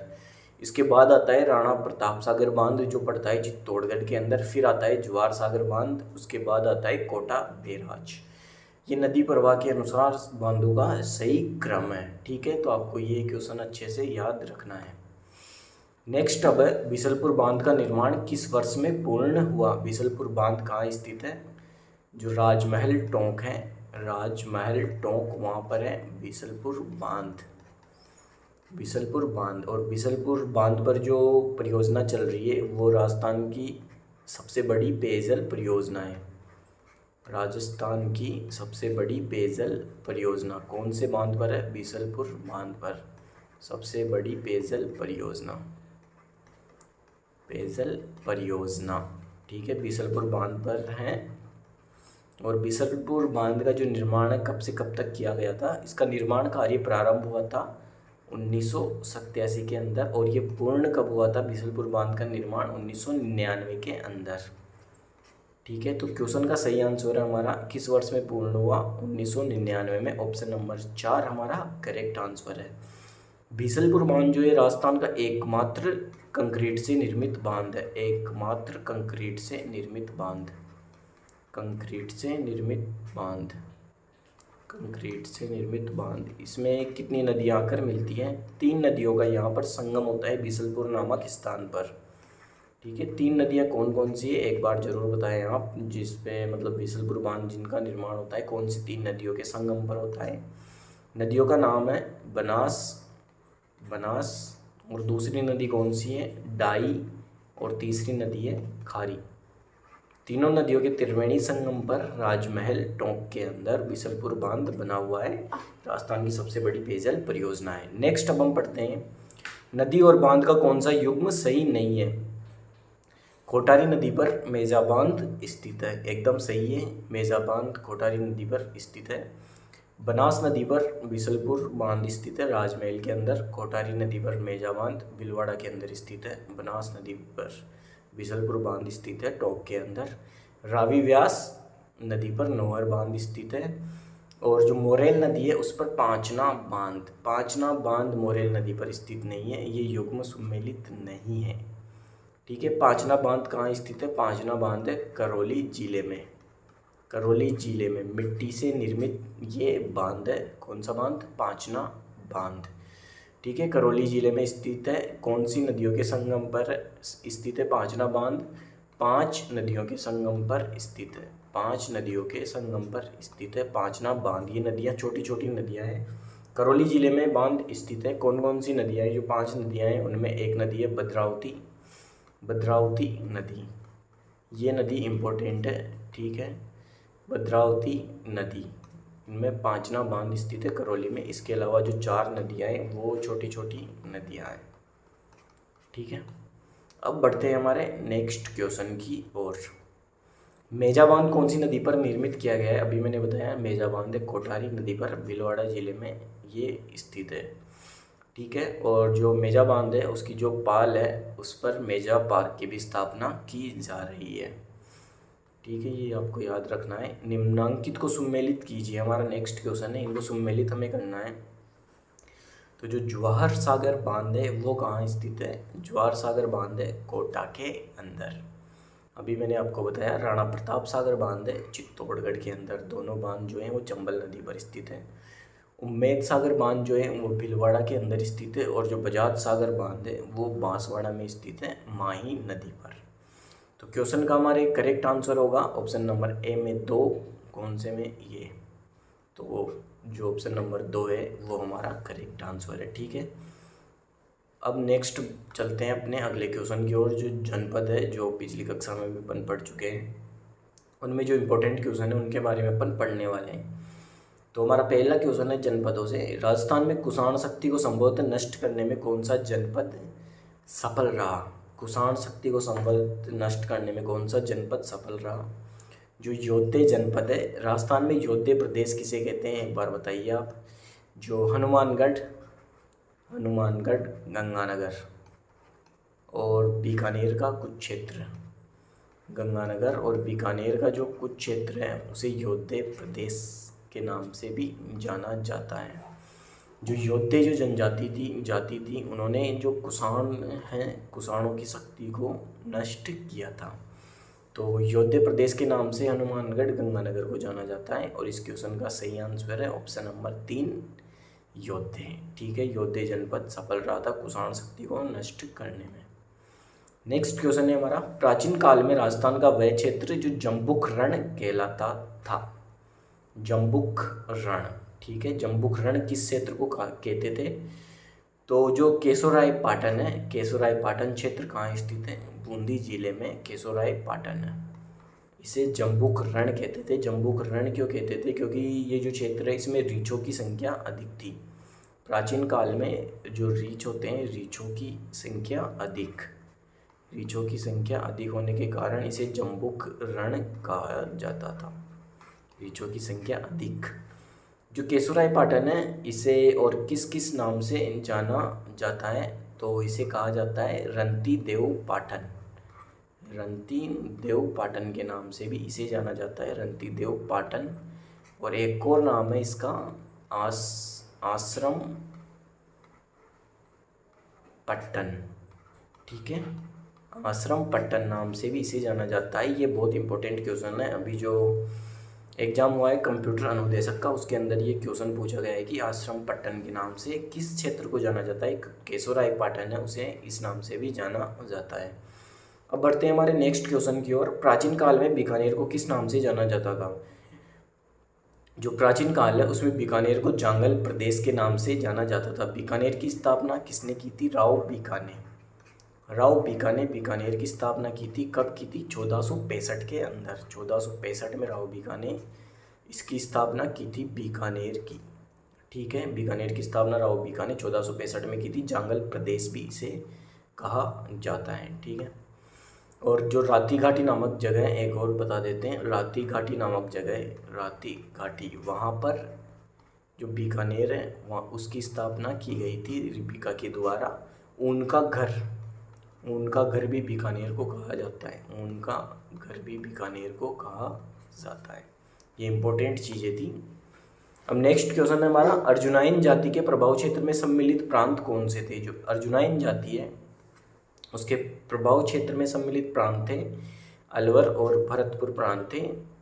ठीक है, अर्जुनाइन जाति के प्रभाव के अंदर। अर्जुनाइन जाति अपनी विजय के लिए जानी जाती है। अपनी विजयों के लिए जानी जाती है। जो विदेशी आक्रांता थे उनको इन्होंने पराजित किया था। विजयों के लिए जाने जाते हैं। कौन सी जाति। अर्जुनाइन जाति विजयों के लिए जानी जाती है। ठीक है, विदेशी आक्रांताओं को इन्होंने पराजित किया था और इनका संबंध है अलवर भरतपुर क्षेत्र से यानी मेवात क्षेत्र से। क्वेश्चन हमारा नेक्स्ट, राजस्थान के किस क्षेत्र में जयपुर शहर स्थित है। तो किस शहर में जयपुर क्षेत्र स्थित है। मेवाड़ क्षेत्र कौन सा है। जो उदयपुर चित्तौड़गढ़ वाला क्षेत्र है वो मेवाड़ क्षेत्र है। यहाँ लिख देते हैं, उदयपुर चित्तौड़गढ़ वाला क्षेत्र कौन सा है। मेवाड़। ठीक है, इसके अलावा मारवाड़ कौन सा क्षेत्र है। जोधपुर के आसपास का जो क्षेत्र है वो मारवाड़ है। ढूंढाड़ वाला क्षेत्र कौन सा है। ढूंढाड़ कहा जाता है जयपुर। जयपुर के अलावा सवाई माधोपुर और टोंक वाले क्षेत्र को क्या कहा जाता है। ढूंढाड़। इस क्षेत्र में कौन सी बोली बोली जाती है, तो वो बोली है ढूंढाड़ी भाषा। ढूंढाड़ी बोली इस क्षेत्र में बोली जाती है। तो ढूंढाड़ क्षेत्र है जयपुर, सवाई माधोपुर, टोंक वाला। हाड़ौती प्रदेश कौन सा है। कोटा, बूंदी, बारा और झालावाड़। इसे हाड़ौती प्रदेश कहा जाता है। कोटा, बूंदी, बारा और झालावाड़। जो राजस्थान के अंदर सर्वाधिक वर्षा है वो इसी क्षेत्र में होती है, हाड़ौती प्रदेश के अंदर। यहाँ पर काली मिट्टी पाई जाती है हाड़ौती प्रदेश में। तो हमारे क्वेश्चन का सही आंसर है राजस्थान के किस क्षेत्र में जयपुर शहर स्थित है। ढूंढाड़ क्षेत्र में, ऑप्शन नंबर 3। अब बढ़ते हैं हमारे नेक्स्ट टॉपिक की ओर। विधानसभा और विधान परिषद से अपन क्वेश्चन पढ़ रहे हैं। पहले एक क्लास अपन इस पे ले चुके हैं। तो क्वेश्चन है हमारा पहला, राजस्थान की प्रथम महिला विधायक थी। तो राजस्थान की प्रथम महिला विधायक कौन थी। तो वो थी राजस्थान की प्रथम महिला विधायक यशोदा देवी। कब बनी थी ये राजस्थान की प्रथम महिला विधायक। सन 1953 के अंदर। कहाँ से थी ये विधायक। बांसवाड़ा के अंदर। बांसवाड़ा में ये विधायक बनी थी। कौन। जो यशोदा देवी है वो कब। 1953 के अंदर। ठीक है, इनके अलावा अपन बात करें जो कमला बेनीवाल है वो राजस्थान के अंदर प्रथम महिला मंत्री रहने वाली एकमात्र महिला है। प्रथम महिला मंत्री ऐसे लिख लेते हैं अपन, प्रथम महिला मंत्री। राजस्थान विधानसभा में प्रथम महिला मंत्री रहने वाली महिला है कमला बेनीवाल। कब बनी थी ये मंत्री। कौन सी जो विधानसभा थी उसके अंदर ये मंत्री बनी थी। तो सन 1954 के अंदर पहली महिला बनने वाली मंत्री बनने वाली महिला थी कमला बेनीवाल। सुमित्रा सिंह के बारे में अपन बात करें तो राजस्थान के अंदर विधानसभा की पहली महिला अध्यक्ष सुमित्रा सिंह। राजस्थान की विधानसभा में पहली महिला अध्यक्ष में पहली महिला अध्यक्ष सुमित्रा सिंह। कब से कब तक सुमित्रा सिंह का कार्यकाल था? तो इनका कार्यकाल था सन 2003 से 2008 के अंदर। ये राजस्थान विधानसभा की अध्यक्ष रही थी, पहली महिला जो राजस्थान विधानसभा की अध्यक्ष थी। कौन थी? सुमित्रा सिंह। तो इस क्वेश्चन का हमारे करेक्ट आंसर है यशोदा देवी। 1953 में बांसवाड़ा से विधायक रही थी। राजस्थान की पहली महिला मंत्री रही थी, उनका नाम है कमला बेनीवाल। 1954 में ये मंत्री बनी थी। और जो सुमित्रा सिंह है वो राजस्थान की विधानसभा में पहली महिला अध्यक्ष चुनी गई थी। 2003 से 2008 के मध्य इनका कार्यकाल था। नेक्स्ट वन पढ़ते हैं अपन। निम्नांकित में से कौन राजस्थान विधानसभा के प्रथम गैर कांग्रेसी अध्यक्ष थे? इनमें से कौन है जो राजस्थान विधानसभा के प्रथम गैर कांग्रेसी अध्यक्ष थे? वो हैं लक्ष्मण सिंह। सन 1977 के अंदर जब छठवीं विधानसभा सन 1977 से कब तक थी? है 1980 तक। तो इस समय पहली बार जनता पार्टी ने स्पष्ट जो बहुमत है वो प्राप्त किया था और अपनी सरकार बनाई थी छठवीं विधानसभा के अंदर। इस समय जो विधानसभा के अध्यक्ष चुने गए थे, प्रथम गैर कांग्रेसी अध्यक्ष, उनका नाम है लक्ष्मण सिंह। ये जनता पार्टी से थे। तो आपको ये सारी डिटेल याद रखनी है। छठवीं विधानसभा 1970 से 1980। आपको याद होगा कि 1977 के अंदर दूसरी बार राजस्थान में राष्ट्रपति शासन लगा था। पहली बार 1967, फिर दूसरी बार 1977, तीसरी बार 1980 में और चौथी बार 1992 से 93 के अंदर। ठीक है। तो इस समय जो विधानसभा के गैर कांग्रेसी अध्यक्ष थे वो थे लक्ष्मण सिंह। अब नेक्स्ट अपन क्वेश्चन देखते हैं। राजस्थान विधानसभा के लिए प्रथम आम चुनाव में कांग्रेस के बाद जिस राजनीतिक दल को द्वितीय सर्वाधिक स्थान प्राप्त हुआ वह था? तो राजस्थान में प्रथम आम चुनाव कब हुए थे? 1952 के अंदर। और पहली विधानसभा कार्यकाल था 1952 से 1957। इसके अंदर कुल विधानसभा की सीटें कितनी थी? 160 सीटें थी प्रथम विधानसभा के अंदर। ठीक है। तो इसके अंदर जो कांग्रेस है, कांग्रेस को कितनी सीटें प्राप्त हुई थी? कांग्रेस को सीट प्राप्त हुई थी पहले विधानसभा चुनाव के अंदर 82 सीट। कांग्रेस की 82 सीट थी। इसके बाद जो रामराज्य परिषद है उसे मिली थी 24 सीट। ठीक है। और जो भारतीय जनसंघ है इसने कितनी सीटें जीती थी? 8 सीट। 8 सीट भारतीय जनसंघ के नाम थी। हिंदू महासभा को 2 सीट मिली थी प्रथम विधानसभा के अंदर। किसान मजदूर जो प्रजा पार्टी है उसे पहले विधानसभा में 1 सीट प्राप्त हुई थी। 1 सीट पर इन्होंने जीत प्राप्त की थी। और जो 35 सीट है वो निर्दलीय व्यक्तियों ने जीती थी। 35 सीट पर निर्दलीय व्यक्ति थे। निर्दलीय। ठीक है। ये बहुत इंपॉर्टेंट डिटेल है पहली विधानसभा के बारे में। 1952 से 1957 इसका कार्यकाल था। 160 कुल इसमें सीटें थी। कांग्रेस को 82 सीट मिली थी टोटल 160 में से। रामराज्य परिषद को 24 सीट, भारतीय जनसंघ को 8 सीट, हिंदू महासभा को 2 सीट, किसान मजदूर प्रजा पार्टी को 1 सीट और 35 सीट निर्दलीयों ने इसमें जीती थी। ठीक है। तो ये सारी डिटेल आपको पहली विधानसभा के बारे में याद रखनी है। नेक्स्ट क्वेश्चन है हमारा, एक व्यक्ति बिना राजस्थान विधानसभा का सदस्य होते हुए भी कितने मास तक राजस्थान में मंत्री रह सकता है? आप सभी को पता है कि कोई भी व्यक्ति जो राजस्थान विधानसभा का सदस्य नहीं है वो अधिकतम 6 मास तक मंत्री रह सकता है। मंत्री या मुख्यमंत्री कुछ भी आप कहें, अधिकतम 6 मास तक रह सकता है। 6 मास के अंदर अंदर उस व्यक्ति को विधानसभा की सदस्यता लेनी पड़ती है। 6 मास के अंदर सदस्यता लेनी पड़ती है। अगर वो सदस्यता लेने में विफल रहता है तो उसका जो मंत्री पद है वो अपने आप समाप्त हो जाता है। विधानसभा की सदस्यता समाप्त हो जाती है। ठीक है। अब हम आगे बढ़ते हैं क्वेश्चन की ओर। हमारे को किस विधानसभा चुनाव में राजस्थान विधानसभा की सदस्य संख्या 184 से बढ़ाकर 200 की गई थी? तो कौन सी ये विधानसभा थी? मैंने भी आपको बताया छठी विधानसभा। इसका कार्यकाल 1977 से 1980 तक छठी विधानसभा का कार्यकाल था। जो जनता पार्टी है उन्होंने इसमें स्पष्ट बहुमत से जीत हासिल की थी जनता पार्टी ने और अपनी सरकार बनाई थी।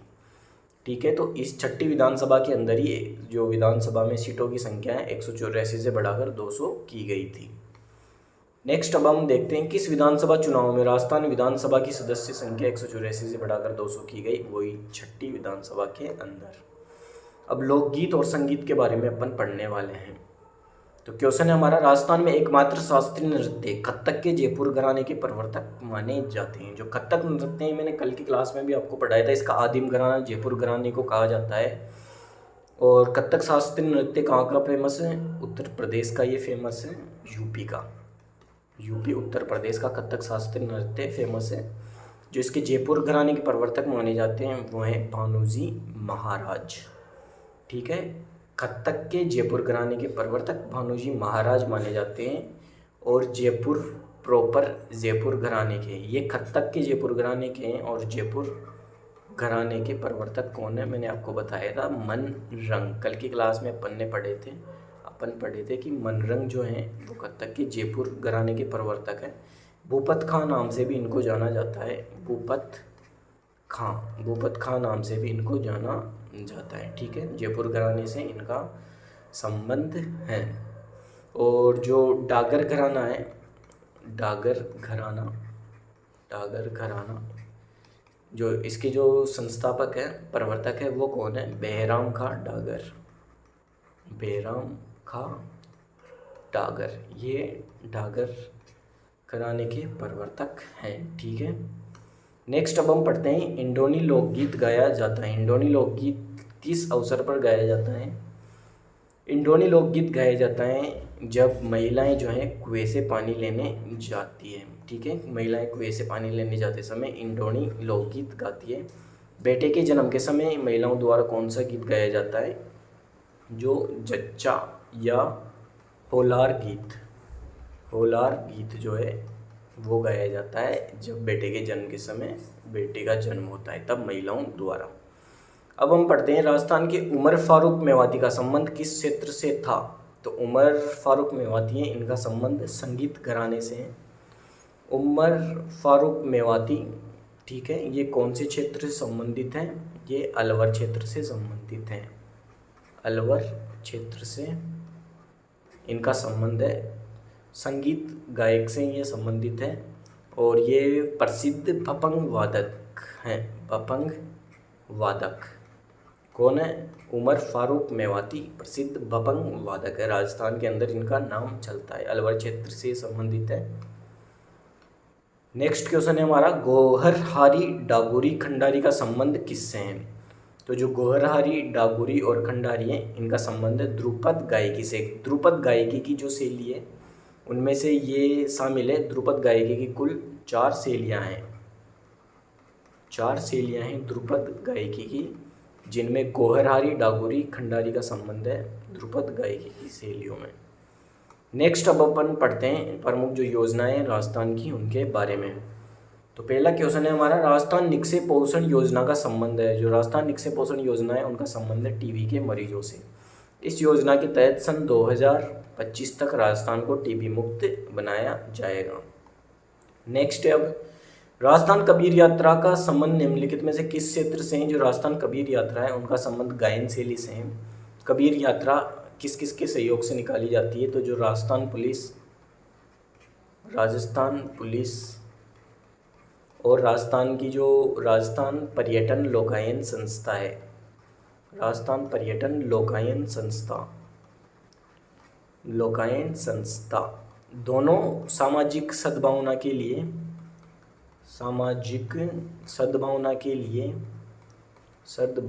लिए कबीर यात्रा निकालती है। सामाजिक सद्भावना के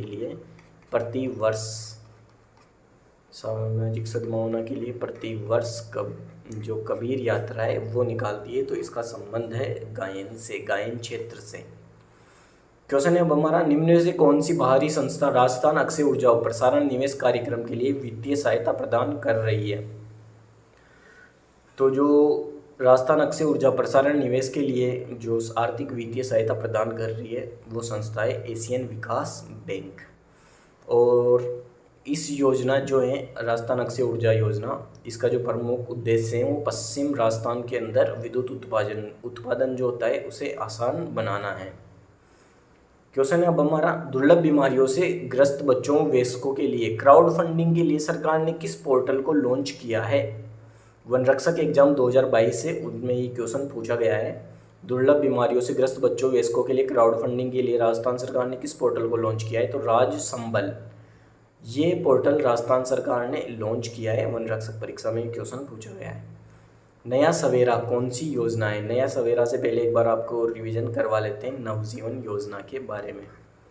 नवजीवन योजना कल की क्लास में अपन ने पढ़ा था, कब की योजना है? सन 2009 से। जो अतकड़ शराब होती है, घरेलू शराब, उससे संबंधित है, उसमें जो शामिल लोग हैं उनको एक नया जीवन देने से संबंधित है नवजीवन योजना 2009 से।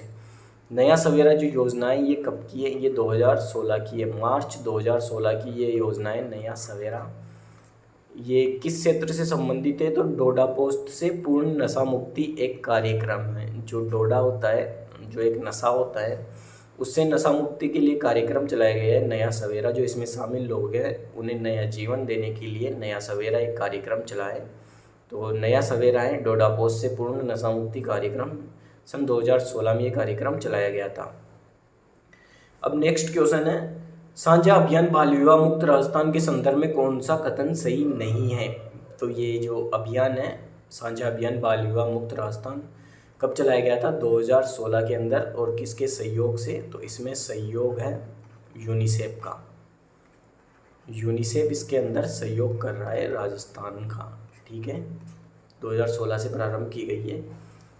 तो ऑप्शन की तरफ देखें कि कौन सा कथन सही नहीं है। इसका लक्ष्य बाल विवाह के मुद्दों पर जनता में जागरूकता उत्पन्न करने का है, ये एकदम सही है। बाल विवाह के खिलाफ संदेशों के नुक्कड़ नाटक अभियान गीत के माध्यम से अवगत कराता है, एकदम सही है। राज्य की रणनीति और कार्य योजना अंतर्राष्ट्रीय मुद्रा कोष की सहायता से लागू की गई है। जो साझा अभियान बाल विवाह मुक्त राजस्थान साझा अभियान, उसके अंदर ये इसका कोई इम्पोर्टेंस नहीं है, ये इसके अंदर शामिल नहीं है। ऑप्शन नंबर 4 को हम देखें तो बाल विवाह के खिलाफ प्रचार अभियान रथ के माध्यम से 200 जयपुर की ग्राम पंचायतों में किया गया है, ये भी एकदम सही है। तो इसका जो गलत जवाब है वो है ऑप्शन नंबर 3। पहले जनपद के बारे में पिछली कक्षाओं में आपने जो कमेंट किया है वो ये है कि टॉपिक वाइज आपको बताया जाए। तो टॉपिक वाइज जब हम शुरू कर रहे हैं, अब हम पढ़ रहे हैं जनपद के बारे में। इनमें से हम लगभग 4-4, 5-5 क्वेश्चन पढ़ेंगे डेली के। 20 से 25 क्वेश्चन हम पढ़ने वाले हैं। तो चलिए शुरू करते हैं आज का पहला क्वेश्चन। हमारा क्वेश्चन है, प्राचीन राजस्थान में मालवों की शक्ति का केंद्र किसके आसपास केंद्रित था? जो मालवों की शक्ति का केंद्र किसके आसपास था? तो इनकी शक्ति का केंद्र था जयपुर के आसपास। जयपुर में भी कहाँ पे? जयपुर में जो टोंक जिला है वहाँ पर मालवों की शक्ति का केंद्र था लगभग। और ये जो मालवों की शक्ति का केंद्र है इसमें लगभग 300 ईसा पूर्व से 200 ईसा पूर्व का समय है। 300 ईसा पूर्व से 200 ईसा पूर्व का इसके अंदर समय है। तो मालवों की शक्ति का केंद्र किसके आसपास था? जयपुर के आसपास। नेक्स्ट क्वेश्चन है हमारा, मत्स्य का सर्वप्रथम उल्लेख आता है। मत्स्य का जो सबसे पहले उल्लेख है वो हमें कहाँ मिलता है? वो मिलता है ऋग्वेद के अंदर। ऋग्वेद के अंदर हमें मत्स्य शब्द जो है उसका जो और जनपद भी है जिसका सर्वप्रथम उल्लेख मिलता है। मत्स्य जनपद की राजधानी क्या थी? बेराट। बेराट कहाँ स्थित है? जयपुर के अंदर। बेराट जो सभ्यता भी है और बेराट मत्स्य जनपद की राजधानी है, कहाँ स्थित है? जयपुर के अंदर। यहाँ से बेराट से बाबरू शिलालेख हमें प्राप्त हुआ है। तो मत्स्य का सर्वप्रथम उल्लेख हमें ऋग्वेद से प्राप्त होता है। सूरसेन जनपद की राजधानी थी। सूरसेन जनपद उसकी राजधानी कौन सी थी? सूरसेन जनपद की राजधानी थी मथुरा। और राजस्थान के कौन से जो एरिया है वर्तमान के अंदर, कौन सी क्षेत्र हैं जो सूरसेन जनपद जो उस समय का जनपद है इसके अंदर आते थे? तो राजस्थान के जो अलवर, भरतपुर, धौलपुर और करौली।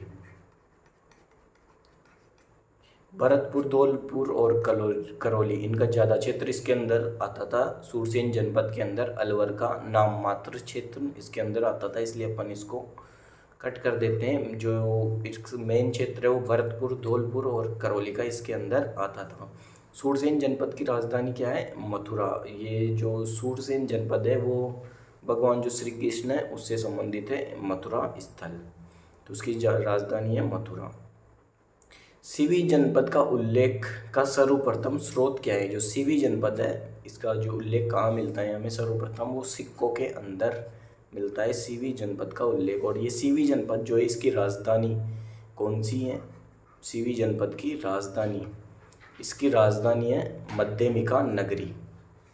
मध्यमिका नगरी ये कहाँ पड़ती है? ये चित्तौड़गढ़ के अंदर पड़ती है। और इसका एक जो स्थल है जहाँ से इसके जो अवशेष है वो प्राप्त हुए हैं, वो कहाँ से प्राप्त हुए हैं? जो नगरी ग्राम है कहाँ है? ये चित्तौड़गढ़ के अंदर है नगरी ग्राम। यहाँ से सीवी जनपद के जो है वो अवशेष प्राप्त हुए हैं नगरी से। सीवी जनपद का उल्लेख कहाँ से मिला है हमें? सिक्कों से। ठीक है, अब नेक्स्ट हम पढ़ते हैं प्राचीन नगर जो महाभारत और महाभाष्य दोनों में उल्लेखित है। ऐसा कौन सा नगर है जो महाभारत और महाभाष्य दोनों में उल्लेखित है? तो वो नगर है मध्यमिका नगरी, सीवी जनपद की राजधानी। इसका उल्लेख महाभारत और महाभाष्य में है। महाभाष्य जो ग्रंथ है वो किसके द्वारा लिखा गया है? महाभाष्य ग्रंथ लिखा गया है जो महर्षि पतंजलि थे। महर्षि पतंजलि का प्रमुख ग्रंथ है महाभाष्य। और महाभारत किसके द्वारा लिखा गया है? महाभारत लिखा गया है महर्षि वेदव्यास जी के द्वारा। वेद व्यास जी के द्वारा महाभारत ग्रंथ लिखा गया है। तो इस क्वेश्चन का सही आंसर है मध्यमिका नगरी। अब जो लोक संगीत हैं उनके बारे में अपन पढ़ने वाले हैं। ठीक है, तो लोक संगीत में हमारा पहला क्वेश्चन है भीलों का प्रसिद्ध लोकगीत जिसे स्त्री पुरुष साथ मिलकर गाते हैं। ऐसा कौन सा लोकगीत है जिसे भील में स्त्री और पुरुष साथ मिलकर गाते हैं? इसके बारे में बता दूं कि ये लोकगीत मेवाड़ क्षेत्र में गाया जाता है। मेवाड़ क्षेत्र में जो आदिवासी लोग हैं उनके द्वारा ये गीत गाया जाता है और इसका नाम है हम सीडो लोकगीत। स्त्री पुरुष भील जो स्त्री पुरुष है उनके द्वारा गाया जाता है। और जो सूंवटिया या सूंवलिया ये भी भील जो महिलाएं होती हैं उनके द्वारा गाया जाता है। जोरावा जो लोकगीत है वो जैसलमेर क्षेत्र का लोकगीत है। जोरावा लोकगीत जैसलमेर क्षेत्र का लोकगीत है। जैसलमेर क्षेत्र का लोकगीत है। यह एक विरह गीत है। विरह गीत है। इसमें जो पत्नी होती है वो अपने पति को इस गीत के माध्यम से याद करती है। विरह गीत है जोरावा। तो इस क्वेश्चन का सही आंसर है हम सीडो। अब हम देखते हैं पंडित जो जसराज थे उनका संबंध किस घराने से है? तो पंडित जसराज का संबंध है मेवाती घराने से। और पंडित जसराज जी के बारे में अपन बात करें तो जो जयपुर की जो ख्याल गायन शैली है उसके जनक कौन थे? जयपुर की ख्याल गायन शैली इसके जो जनक थे वो थे उस्ताद गग्गे नज़ीर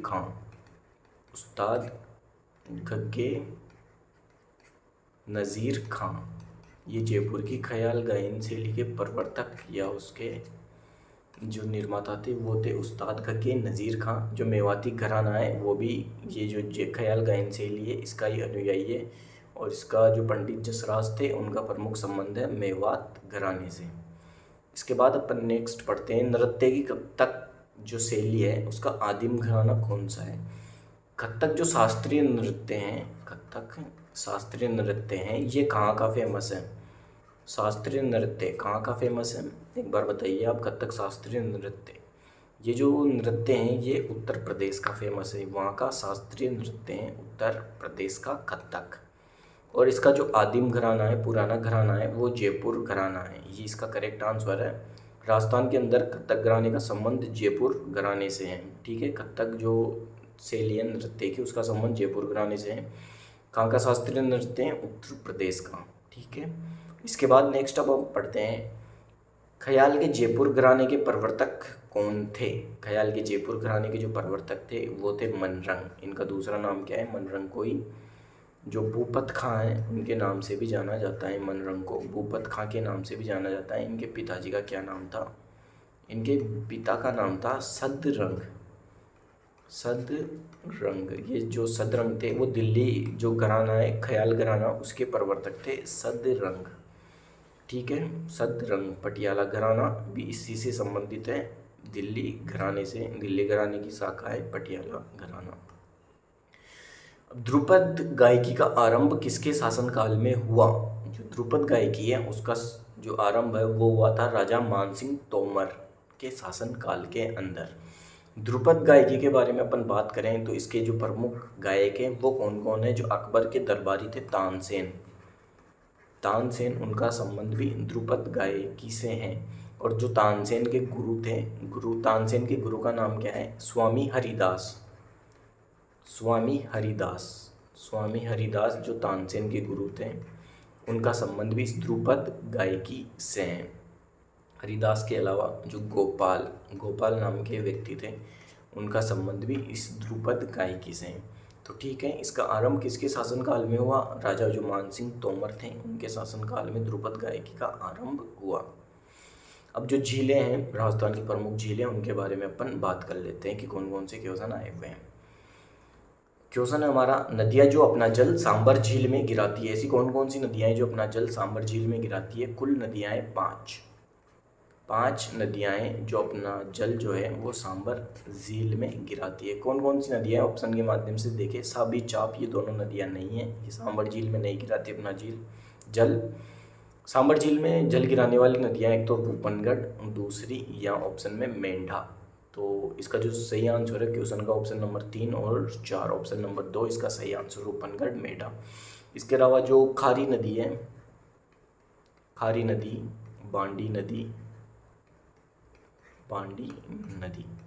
खारी, बांडी, रूपनगढ़, मेंढा और एक खांडेली, ऐसे नदी करके कुछ नाम है, उसका जल भी सांबर झील में गिरता है। सांबर झील जो है वो राजस्थान की सबसे बड़ी खारे पानी की झील है।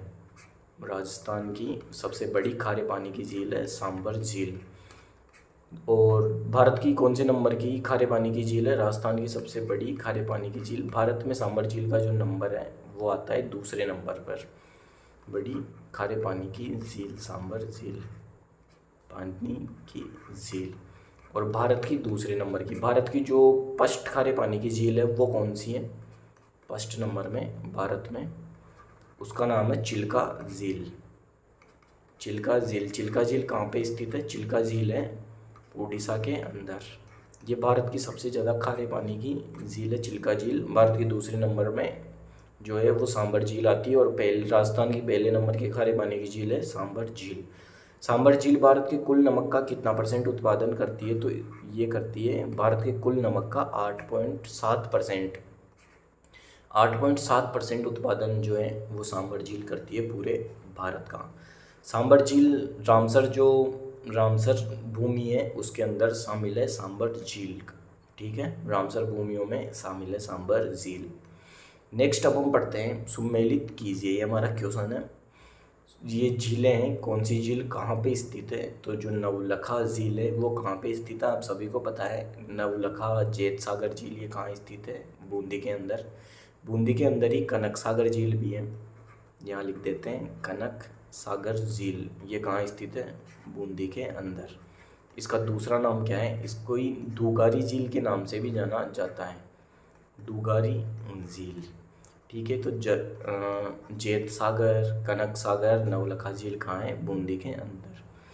जो तालाबसाई जो झील है वो कहाँ स्थित है? वो है धौलपुर के अंदर। कोलायत के बारे में मैंने आपको बहुत बार बताया है, कोलायत झील कहाँ है? बीकानेर के अंदर, कपिल मुनि का मेला यहाँ लगता है। और गेप सागर झील कहाँ स्थित है? गेप सागर झील स्थित है डूंगरपुर में। तो इस क्वेश्चन का हमारा सही आंसर क्या है? ऑप्शन नंबर ए के अंदर 3, यहाँ है ए के अंदर 3, बी में 4, सी के अंदर 2 और डी में 1, ऑप्शन नंबर 2 हमारा करेक्ट आंसर है। इसके बाद अब हम नेक्स्ट बढ़ते हैं, सुमेलित कीजिए, ये भी वही क्वेश्चन है, कौन सी झील कहाँ पे स्थित है? तो आप सभी को पता है जलमहल झील कहाँ स्थित है? जलमहल झील है जयपुर ज़िले के अंदर, ठीक है। जब हम जयपुर से आमेर की तरफ जाते हैं तो बीच में जो स्थल आता है जलमहल, उसी को जलमहल झील के नाम से भी जाना जाता है। पांडुपोल जो जलप्रपात है वो कहाँ स्थित है? पांडुपोल जलप्रपात है अलवर जिले के अंदर। पांडुपोल जलप्रपात के बारे में जो किंवदंती है वो ये है कि जब पांडव अज्ञातवास पे थे तो 1 वर्ष का समय उन्होंने इस पांडुपोल नामक जगह पर गुजारा था, और जो कौरव थे उन्होंने जो पांडव थे उनको घेर लिया था इस स्थान पर, अलवर में पांडुपोल जलप्रपात वहाँ है, वहाँ पर कौरवों ने पांडवों को घेर लिया था।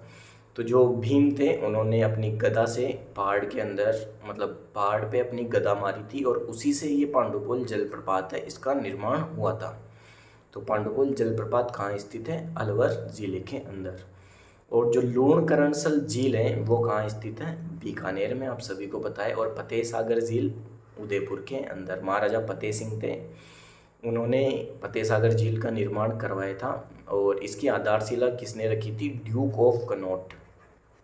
ड्यूक ऑफ कनॉट, ये नाम आपने बहुत बार सुना होगा। ड्यूक ऑफ कनॉट ने जो फतेह सागर झील है उदयपुर के अंदर, उसकी आधारशिला रखी थी। तो इस क्वेश्चन का हमारा करेक्ट आंसर है ऑप्शन नंबर ए में 3, बी के अंदर 1, तो यहाँ ऑप्शन नंबर 1 ये इस क्वेश्चन का करेक्ट आंसर है। इसके बाद अपन आगे बढ़ते हैं। नेक्स्ट हमारा क्वेश्चन है, उदयपुर सिटी पैलेस राजस्थान के स्थापत्य अजूबों में से एक है। जो उदयपुर सिटी पैलेस है वो स्थापत्य अजूबों में से एक है, ये हमारा क्वेश्चन कह रहा है। और इसी के अनुसार ये किस जो झील है उसके तट पर शांतिपूर्वक स्थित है? उदयपुर सिटी पैलेस किस झील के किनारे में? तो यह है पिछोला झील में। पिछोला झील इस क्वेश्चन का सही आंसर है। उदयपुर सिटी पैलेस जो है वो पिछोला झील के किनारे स्थित है। पिछोला झील का निर्माण पिच्चू बंजारे द्वारा राणा लाखा के शासनकाल में किया गया था। ये कहाँ स्थित है? उदयपुर के अंदर। पिछोला झील के अंदर ही नटनी का चबूतरा स्थित है। नटनी का चबूतरा इसमें स्थित है। इसके अलावा क्या क्या स्थित है पिछोला झील में? जग मंदिर और जगनिवास जो महल है, जग मंदिर प्लस जगनिवास महल वो कहाँ स्थित है? पिछोला झील के अंदर। तो इस क्वेश्चन का करेक्ट आंसर है पिछोला झील। उदयपुर सिटी पैलेस कहाँ स्थित है? पिछोला झील में।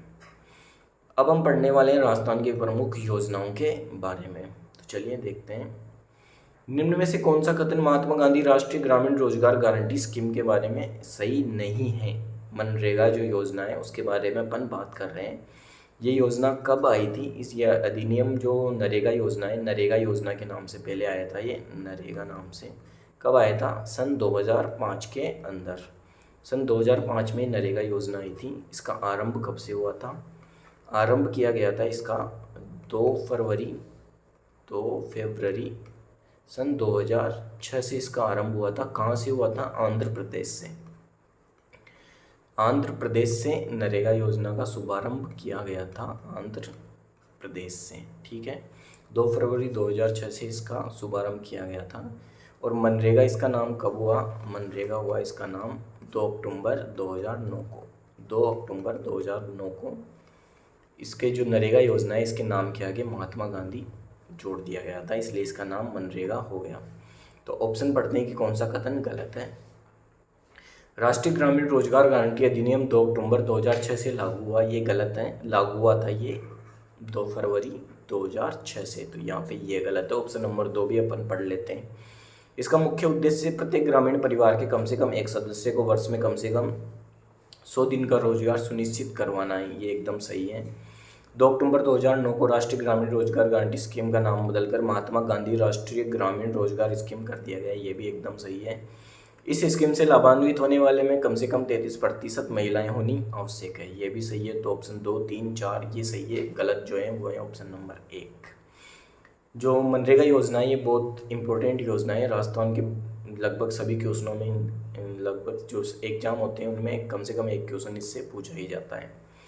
नेक्स्ट क्वेश्चन है हमारा, मुख्यमंत्री जीवन रक्षा कोष स्कीम से आर्थिक सहायता किसको मिलती है?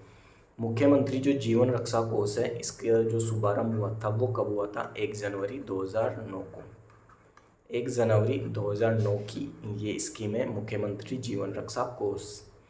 इससे आर्थिक सहायता किसको मिलती है? जो बीपीएल जो जन है, बीपीएल जो श्रेणी के जो लोग होते हैं उन्हें इस स्कीम के तहत जो आर्थिक सहायता है वो मिलती है। ये बीमार हो जाए या कुछ भी दुर्घटना हो जाए तो जो मुफ्त में इलाज है वो इस स्कीम के तहत इन लोगों का किया जाता है। इसमें और कौन कौन शामिल हैं? जो दिव्यांगजन है, दिव्यांगजन और जो वृद्ध लोग हैं जो जिन्हें किसी न किसी तरह की पेंशन मिलती है, वृद्धजन या HIV पॉजिटिव और भी लोग इसके अंदर शामिल है मुख्यमंत्री जीवन रक्षा स्कीम के अंदर 1 जनवरी 2009 की ये स्कीम है, मुफ्त में इन लोगों का इलाज इसके तहत किया जाता है। अब हमारा क्वेश्चन है, राजस्थान में कब भामाशाह डिजिटल परिवार योजना का शुभारंभ किया गया। आप सभी के घर में अभी भामाशाह कार्ड होगा, तो ये जो भामाशाह योजना है इसका शुभारंभ कब किया गया था, 4 सितंबर 2018 को, तभी से भामाशाह कार्ड बनना शुरू हुए थे। अब हमारा क्वेश्चन है, आजीविका पर एक मिशन की स्थापना करने वाला भारत का पहला राज्य है। आजीविका पर कौन सा मिशन चल रहा है राजस्थान में, राजस्थान ग्रामीण आजीविका मिशन, ये राजस्थान के अंदर चल रहा है। तो जो आजीविका पर पहला जो मिशन है स्थापना करने वाला भारत का पहला राज्य राजस्थान है। इसके बाद अब हम पढ़ते हैं, राजस्थान में नवजीवन योजना प्रारंभ की गई। नवजीवन योजना कब प्रारंभ की गई थी, सन 2009 के अंदर राजस्थान में नवजीवन योजना प्रारंभ की गई। इसका जो मुख्य उद्देश्य है वो क्या था, अवैध शराब के निर्माण में शामिल व्यक्तियों समुदाय हेतु ये नवजीवन योजना थी। जो अवैध शराब निर्माण का जो लोग करते हैं, जो अपने जीवन में ये शराब निर्माण के कारण अपने जीवन में कुछ नुकसान अपने आप को पहुंचा लेते हैं, या जो बच्चे अपने बचपन के अंदर ही इन शराब निर्माण के कार्यों में लग जाते हैं, जो शराबी व्यक्ति होते हैं, उन्हें इस आदत से छुटकारा दिलाने के लिए नवजीवन योजना प्रारंभ की गई थी सन 2009 के अंदर, उन्हें बेहतर भविष्य उपलब्ध कराने के लिए। तो नवजीवन योजना का प्रारंभ की गई थी अवैध शराब के निर्माण में शामिल व्यक्तियों समुदायों हेतु। ऑप्शन नंबर 1 इसका सही आंसर है। अब हम पढ़ने वाले हैं विधानसभा और विधान परिषद के जो इम्पोर्टेंट क्वेश्चन हैं उनके बारे में। तो क्वेश्चन हमारा पहला, राज्य में संसदीय सचिव किसके समक्ष शपथ लेता है या प्रतिज्ञान करता है। तो ये क्वेश्चन अभी आया है, जो सेकंड ग्रेड एग्जाम हुआ है अभी सन 2023 के अंदर, second grade exam 2022-23, second grade exam 2022-23 का जो हुआ है 2022-23, उसके अंदर ये क्वेश्चन पूछा गया था अभी, राज्य में संसदीय सचिव किसके समक्ष शपथ लेता है या प्रतिज्ञान करता है। तो संसदीय सचिव को शपथ दिलाता है मुख्यमंत्री और जितने भी मंत्री होते हैं उन्हें राज्यपाल शपथ दिलाता है, लेकिन संसदीय सचिव को शपथ कौन दिलाता है, मुख्यमंत्री। बहुत ज़्यादा इंपॉर्टेंट क्वेश्चन है ये, मोस्ट इम्पोर्टेंट क्वेश्चन है ये, ठीक है। संसदीय सचिव को शपथ कौन दिलाता है, मुख्यमंत्री। नेक्स्ट है क्वेश्चन हमारा, वर्ष 2000 तक इनमें से किस भवन को राजस्थान विधानसभा के रूप में उपयोग किया जा रहा था। जो राजस्थान विधानसभा का नया भवन है इसका शुभारंभ कब किया गया था, नवंबर सन 2001 के अंदर जो नया भवन है उसका शुभारंभ किया गया था। कहाँ किया गया था, ज्योति नगर जो जयपुर में कहाँ स्थित है, लालकोटी जो क्षेत्र है वहाँ पर स्थित है, ज्योति नगर लालकोटी क्षेत्र। ये क्वेश्चन पूछा हुआ है कि जो राजस्थान की विधानसभा है उसके नवीन भवन कहाँ पर चल रहा है, तो लालकोटी क्षेत्र जयपुर के अंदर वो वर्तमान में चल रहा है। तो वर्ष 2000 तक इनमें से किस भवन को राजस्थान विधानसभा के रूप में उपयोग किया जा रहा था, ये भवन है सवाई मानसिंह टाउन हॉल। 2000 तक इसमें चल रहा था, नवंबर 2001 के अंदर ज्योति नगर लालकोटी क्षेत्र में नया भवन चल रहा है सन 2001 से। नेक्स्ट अब हम क्वेश्चन देखते हैं, राज्य विधानसभा के बारे में अधोलिखित पर विचार कीजिए। ग्राम सेवक परीक्षा 2016 में क्वेश्चन आया हुआ है। तो जो विधानसभा है उसके बारे में अपन देखते हैं। इसका समयकाल 5 वर्ष होता है, एकदम सही है। इसकी अध्यक्षता मुख्यमंत्री करता है। क्या मुख्यमंत्री इसकी विधानसभा की अध्यक्षता करता है, नहीं, इसकी अध्यक्षता करता है। इनमें से जो सदस्य होते हैं विधानसभा के जो सदस्य, वही अपने में से इसका अध्यक्ष का चुनाव करते हैं। एक अध्यक्ष और एक उपाध्यक्ष का चुनाव करते हैं। चुनाव कौन से अनुच्छेद के तहत करते हैं, चुनाव जो है वो अनुच्छेद 178 के तहत करते हैं। 178 के तहत विधानसभा का अध्यक्ष व उपाध्यक्ष, अध्यक्ष प्लस उपाध्यक्ष विधानसभा सदस्यों द्वारा ही चुना जाता है। अपने में से ही एक को चुनते हैं ये लोग अनुच्छेद 178 के तहत। ऑप्शन नंबर 3 है, इसकी जनता द्वारा प्रत्यक्ष रूप से निर्वाचन होता है। सही है, जो विधानसभा के लोग होते हैं उनका जनता द्वारा प्रत्यक्ष रूप से निर्वाचन किया जाता है। राज्यपाल को इसके विघटन का अधिकार है, ये भी सही है। 1, 3 और 4 ये तीनों सही है। 1, 3, 4 ऑप्शन नंबर 2 हमारा करेक्ट आंसर है। अनुच्छेद 178 के तहत ये आपको याद रखना है। नेक्स्ट अब हम पढ़ते हैं, राजस्थान की प्रस्तावित विधान परिषद में अधिक से अधिक कितने सदस्य हो सकते थे। विधान परिषद का जो प्रस्ताव है वो राज्य सरकार ने पहले भेजा था, लेकिन इसे खारिज कर दिया है केंद्र सरकार द्वारा। इसे खारिज कर दिया गया है केंद्र सरकार द्वारा, खारिज, इस प्रस्ताव को खारिज कर दिया गया है। नहीं तो राजस्थान में भी विधान परिषद की स्थापना हो सकती थी, केंद्र सरकार द्वारा खारिज किया गया। विधान परिषद जो के बारे में अपन बात करें तो इसका गठन कौन से अनुच्छेद के तहत किया जाता है? जो अनुच्छेद 169 है उसके तहत विधान परिषद का गठन किया जाता है। और इसकी जो सदस्य संख्या होती है वो होती है अनुच्छेद 171 के तहत इनमें सदस्यों की संख्या है वो फिक्स की जाती है। तो सदस्य चुने जाते हैं अनुच्छेद 171 के तहत। तो राजस्थान की प्रस्तावित विधान परिषद में अधिक से अधिक इसके जो सदस्य होते हैं विधान परिषद में वो विधानसभा के 1/3 होते हैं। विधानसभा के 1/3 सदस्य होते हैं विधान परिषद के अंदर। तो अगर राजस्थान में कभी विधान परिषद बने तो उसमें कितने सदस्य होंगे? 66। तो इसका सही आंसर है 66। ठीक है, तो अनुच्छेद 169 और 171 आपको याद कर लेने हैं। अब क्वेश्चन है हमारा, संसद में राजस्थान से कितने सदस्य चुने जाते हैं? तो आपको पता है संसद में कौन कौन शामिल है? लोकसभा प्लस राज्यसभा, लोकसभा प्लस राज्यसभा, ये संसद के अंदर शामिल होते हैं, संसद का निर्माण करते हैं। लोकसभा, राज्यसभा प्लस राष्ट्रपति होता है, इन तीनों से मिलकर संसद का निर्माण होता है। तो अब अपन बात करते हैं संसद में राजस्थान से कितने सदस्य चुने जाते हैं। लोकसभा के अंदर राजस्थान से सदस्यों की संख्या है 25 और राज्यसभा से राजस्थान में जो सदस्य चुने जाते हैं वो हैं 10। तो टोटल कितने सदस्य हुए?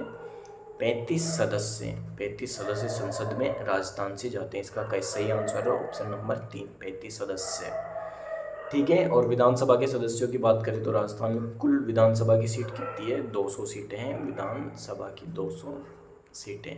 और विधान परिषद के बारे में आपको एक और पॉइंट बता देते हैं कि 1/3 सदस्य होने चाहिए विधान परिषद के अंदर विधानसभा के। और ये सदस्य संख्या जैसे राजस्थान में 66 है तो ये सदस्य संख्या 40 से कम नहीं हो सकती। ठीक है, 40 से सदस्य संख्या कम नहीं हो सकती।